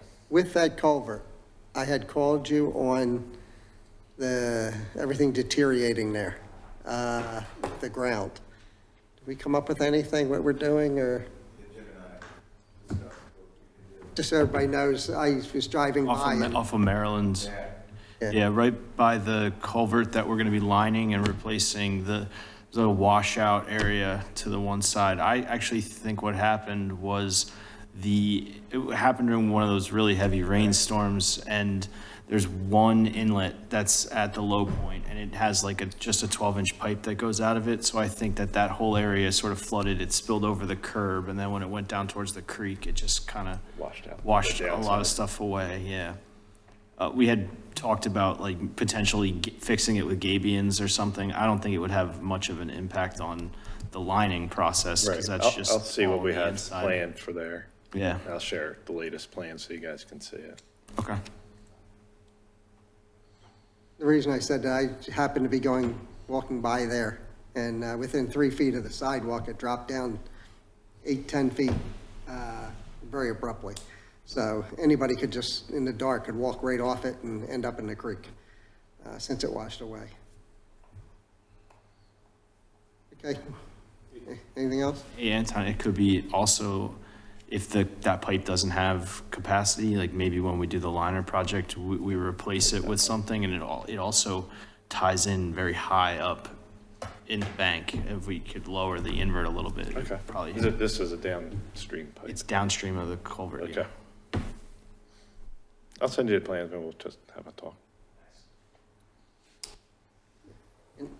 Anything else? Just our That's all grants? I got. Okay, any other questions for Anton? Commissioners, anyone? No? Okay, thank you. Thanks. Next, we have East Turnpike Interchange. Anything new? Yeah, I sent out an email to the board. We recently held a meeting with Bowles Smythe. They're the engineers that the Eastern Montgomery County Interchanges Group has contracted with to help us with our projects. The purpose of that meeting was really just to introduce themselves and to talk about the priorities of we're calling it EMIG now. It's an acronym for Eastern Montgomery County. But what the goals and objectives are for EMIG are, first and foremost, is Willow Grove Interchange. And secondarily are some of the other interchanges, a possible future Welsh Road interchange, and possibly improvements to Virginia Avenue. And then we also talked about other road projects within the township, which this group is also charged with helping us with. So it was a good meeting. I think one of our primary objectives right now, in addition to trying to seek funding for the Willow Grove interchange, is to try and get it onto the tip. And it is looking promising. Nothing's been decided, but Montgomery County has really gone to bat for us, and the DVRPC is considering it, and hopefully we'll know in the coming months whether we get on the tip or not. But that would be a big step if we can get onto the tip. Yeah, we've been trying for like 12 years, so. Yeah. It would be a huge step. Yeah. So, okay. Any questions on the Turnpike Interchange from anybody? No. All right, next, Environmental Advisory Council.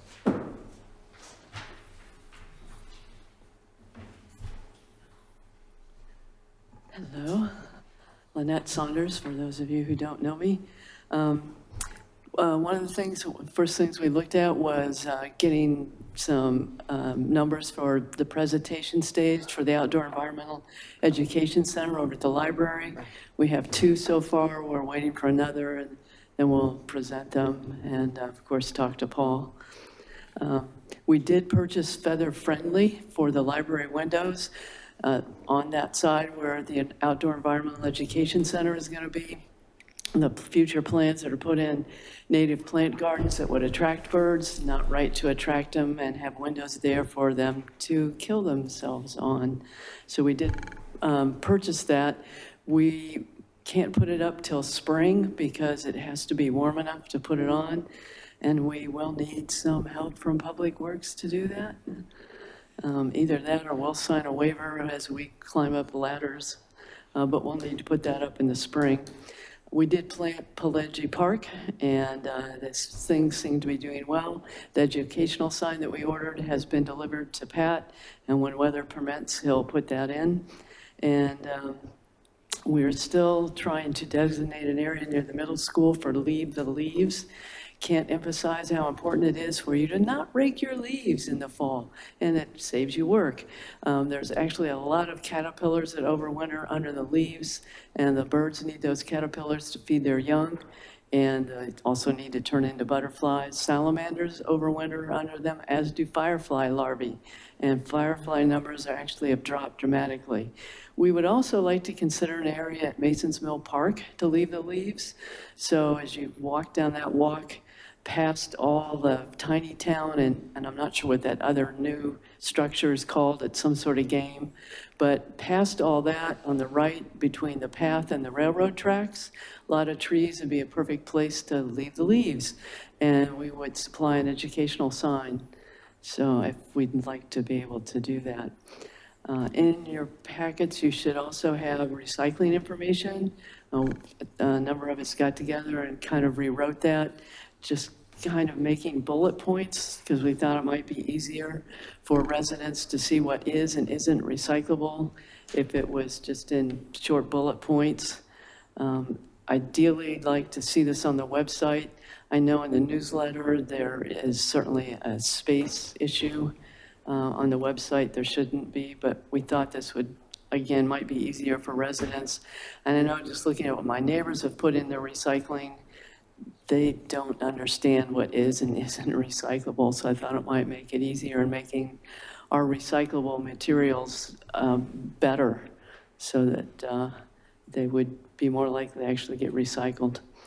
We'll be doing our annual Earth Day Fair on April 20th, 2024.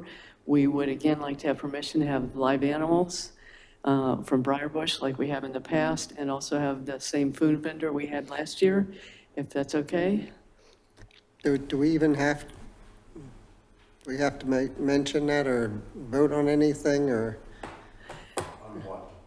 Animals in the park, or? For the Earth Day Fair. So, you know. Do we have them in the park rule? Yes. Yes, it says no animals, no Every year food. we've had to vote on that? Or at least verbally give us permission. I think we have in the Yes. past. Yeah. Okay. Which is why every year I ask. Lynn, can you get us some detailed information and we can get it? Yeah, we can get it Okay. before the board. So I know in the past it was mentioned that maybe you guys would like to give Pat Stasio permission to do that. I don't think anything was ever formally done, but again, it would be the same presentation by Briarbush Nature Center. And to be honest, I forgot who the food vendor was. I'll have to go back and look. If it's an ordinance, I don't think he can't do it. It'd have to come to us. Yeah. Right, but again, you guys had discussed changing that to give him that ability. So, any rate. So, I don't, I can't remember. I guess you did vote on it in the past, or it just. Okay, whatever we need, if you just get it to Matt, so we Okay. get it on a month early. Okay. All right. And Then the other one was that Bill Sabie would be here tonight, and he was. And we're also restarting our Going Green Talks, which we had before COVID. Our first one will be February 4th at 1 p.m. at the library. And Lee Altadonna, the president of Wyncote Audubon, will be talking about plants for birds and also mentioning how to prevent bird window collisions. Any questions? I don't have any questions. I have no questions either. Any other commissioners? Any public? No, thank you. Okay. Historical Commission? Good evening, Commissioner Sue Worthamana for the Historical Commission. You have our minutes of December, and we've had our meeting in January 9th. And I just wanted to highlight a few things for you that may not be as well stated in the minutes. We are going to have 2 calendared events coming up.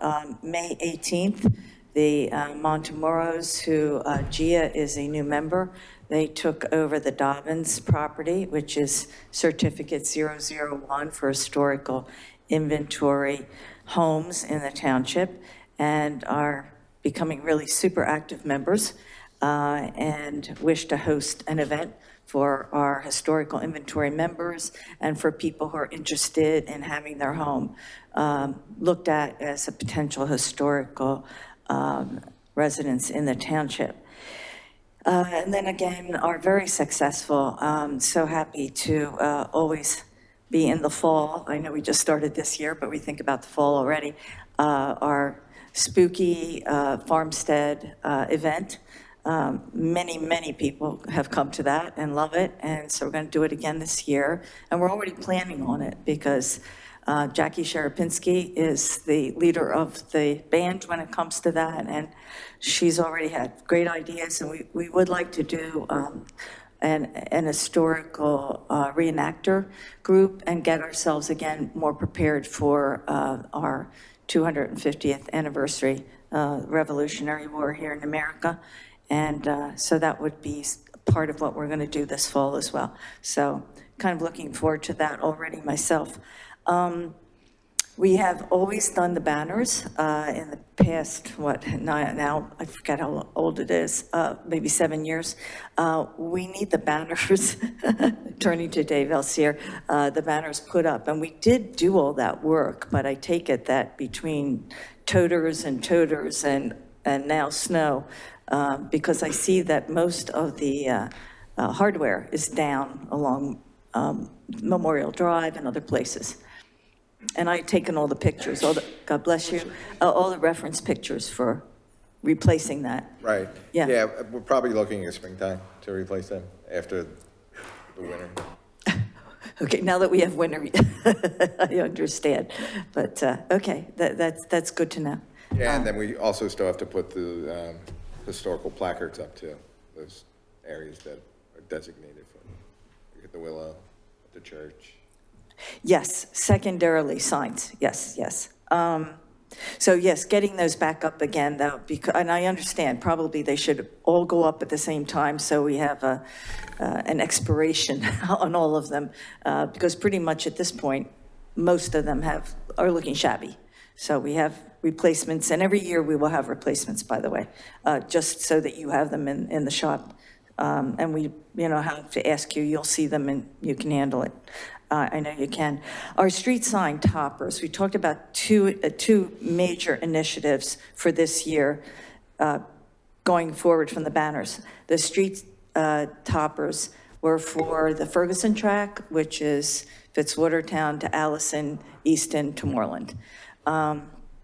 And we have 2 designers working on what they should really represent for us.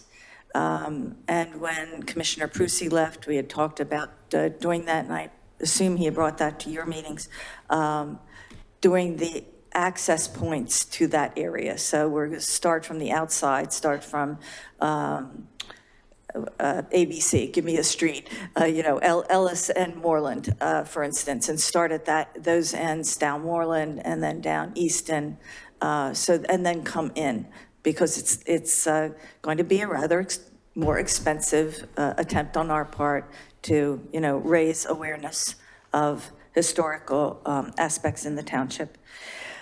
So that's what we will hopefully have that presentation to you before March, by the way.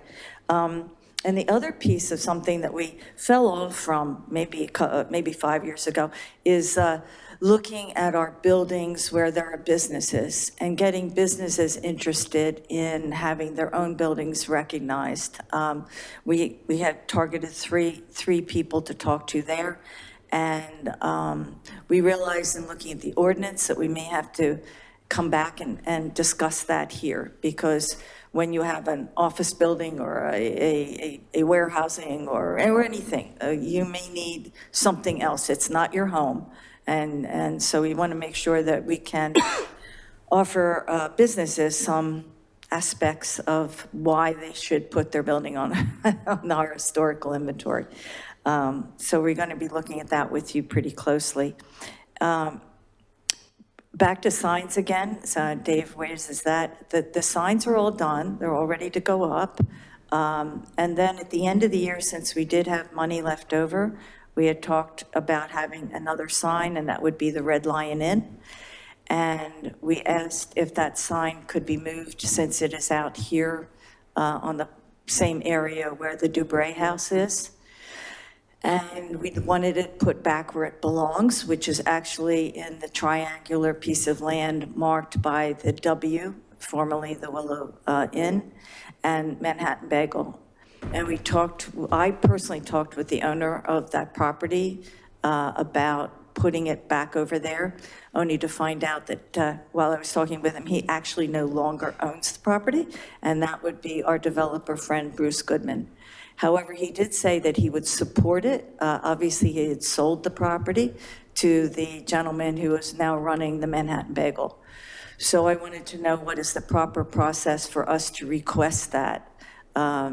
Should I send a major email to all parties, to Mr. Goodman, and CC all parties and say that because he spoke about supporting that and that he would work with the owner? How best to handle that? Why does Bruce Goodman have anything involved at all if he doesn't own it? He just said that he would support it and that he had just sold it and that he would be happy to sign on to it in some fashion. And, it's like getting anybody who has some kind of, skin in the game to, give some support to it. Other than that, who gets to approach the owner of Manhattan Bagel and ask them if we can put it there? And do you all think this is a good idea? Well, the first question is, how did we approach all the others? All the others, I did. Okay. Well, then the committee, whatever your commission, I guess, would do the same thing as you do everything. The last one was Jerry DiMarzio for the Willow Inn. Yep. Personally, I know him, so I called him on the phone to be really clear about that and asked him if he would want that, and As long as your board scanned his property and decided that he could take his tree out, convinced him that that was the right thing to do, and here we are today.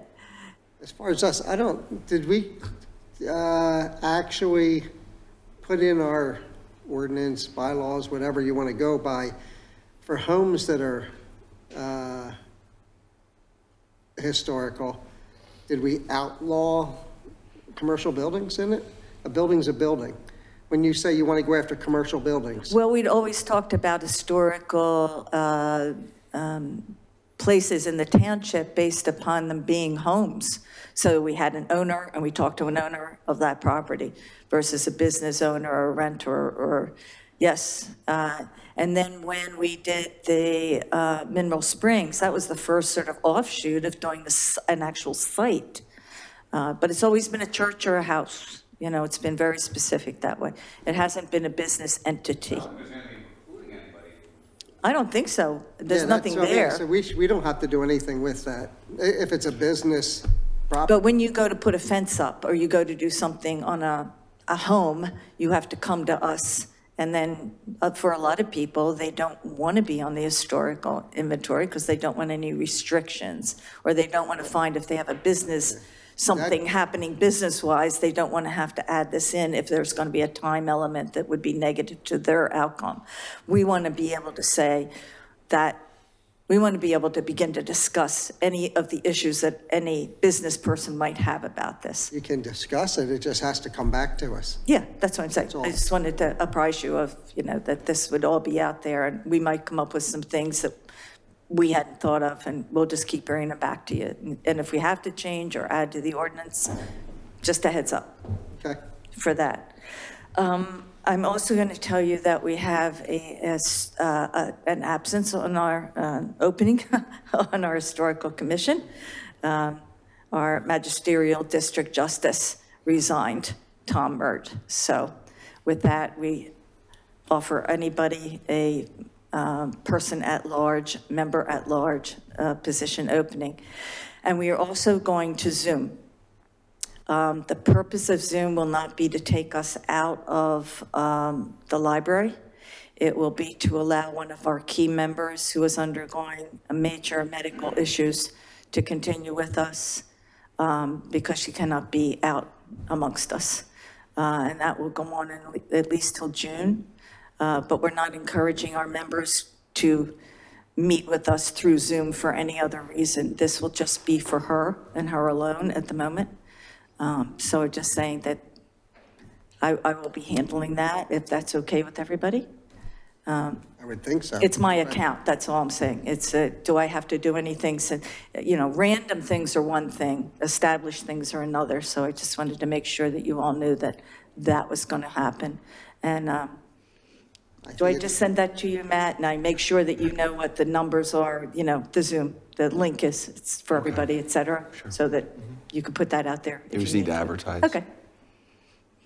And I think that is just about the highlights of everything that we need to think about. Okay. Good? Any questions? Questions? Nobody? No questions. Thank you. All right. Okay. Thanks. There you go, all the way back to the top. I think that's it. All right, no old business, no redevelopment. Any other visitor comments on anything? Yes, sir. Good evening, Commissioners. I thought I was coming here just to comment on the clean energy resolution. Yeah, I was going to do that. Yeah, my name is Ed Mackin, and I'm a 25-year resident in Ward 1 of Willow Grove. Thought I was going to come here just to talk about the clean energy resolution, but I also want to make a second comment about zoning, a little suggestion. I'm here tonight to express my support for our township to join the growing ranks of neighboring townships and communities which have drawn up and passed a clean energy resolution. Many of us here remember what our childhood winters were like. We have a normal winter landscape outside of this building now, but 2 weeks ago, it was 60 degrees, and I saw people walking into Panera and Marshall's wearing shorts and t-shirts, which I found to be very disturbing. I feel as if the seasons are diminished, they're dislocated. What used to be rains we'd get in March, we're getting them in December and January now. But I know this is something that everyone here knows about. You've witnessed it yourself in your own way. Each year, a record is broken. Every year in the last 10 years has been the hottest recorded. 2 summers ago, like many people here, I took shelter in my basement following the radio reporting of a path of a tornado, which cut a swath of destruction through Maple Glen. Tornadoes used to be something you witnessed on the evening news happening in the Midwest somewhere, not 3 miles away. It would be meaningful and impactful if Upper Moreland were to adopt a clean energy resolution, just as neighboring communities have done. The announcement would have a multiplier effect on our residents of our township, assuring them that our local government were aware of the threat of climate change and prepared to take tangible action. It would influence residents to think about what they can do themselves. We're only one small part of Montgomery County and the world, but it will take an accumulation of everyone doing their part to give subsequent generations the kind of planet that we had when we were growing up. I understand that as commissioners, you're tasked with a multitude of responsibilities and services, and you need to accomplish those within fiscal constraints and manpower. You have a lot to administer. But this is why there's an environmental advisory council.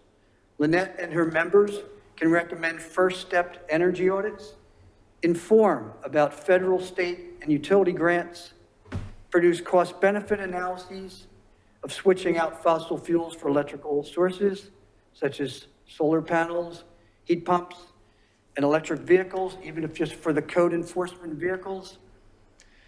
The EAC members are constantly reviewing best practices in adjoining townships and learning how to transition to renewable energy can save money in the medium and long term.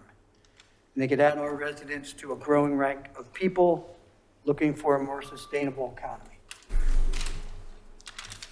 Quick comment I want to make about zoning, and this is going to sound like a fantastical suggestion, but I wrote an email to Val Arkush about 5 years ago, and I said, I've never lived in or visited a more place that was more pedestrian hostile than this area.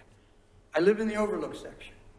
Whether I walk to Weinrich or the Willow Inn or the library, crossing those streets, I feel like I have my head on a swivel.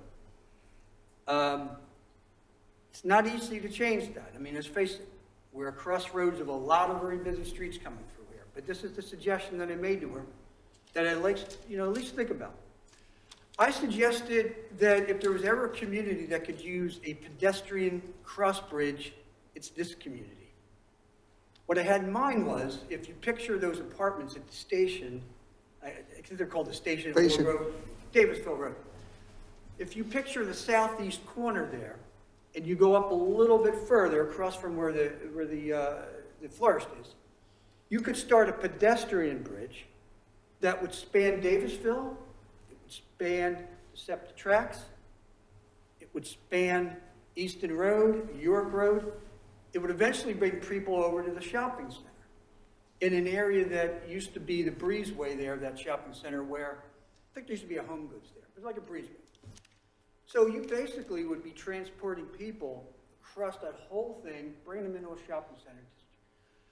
It would basically connect the Overlook section with all of our shops. And if done right, it could really create a very cool looking, iconic piece of architecture that not only achieves some safety, but be like a nice little feature for our community. And it's something I'd like, just give some thought to. Thank you. Thank you. There has been a couple thoughts of going over Davisville Road and also from the Willow Inn into the shopping center across the street. There's been two people that have looked into that. So, a bridge over the streets. That has come up before, and nobody's just been able to follow through with it, I think, because of cost. But there have been a couple thoughts. So thank you for being another one to talk about it. And there could be grants, county grants, could be any number of. Yes. Okay. Thank you. Any other visitor comments? Commissioner comments? Okay, we're adjourned. Thank you.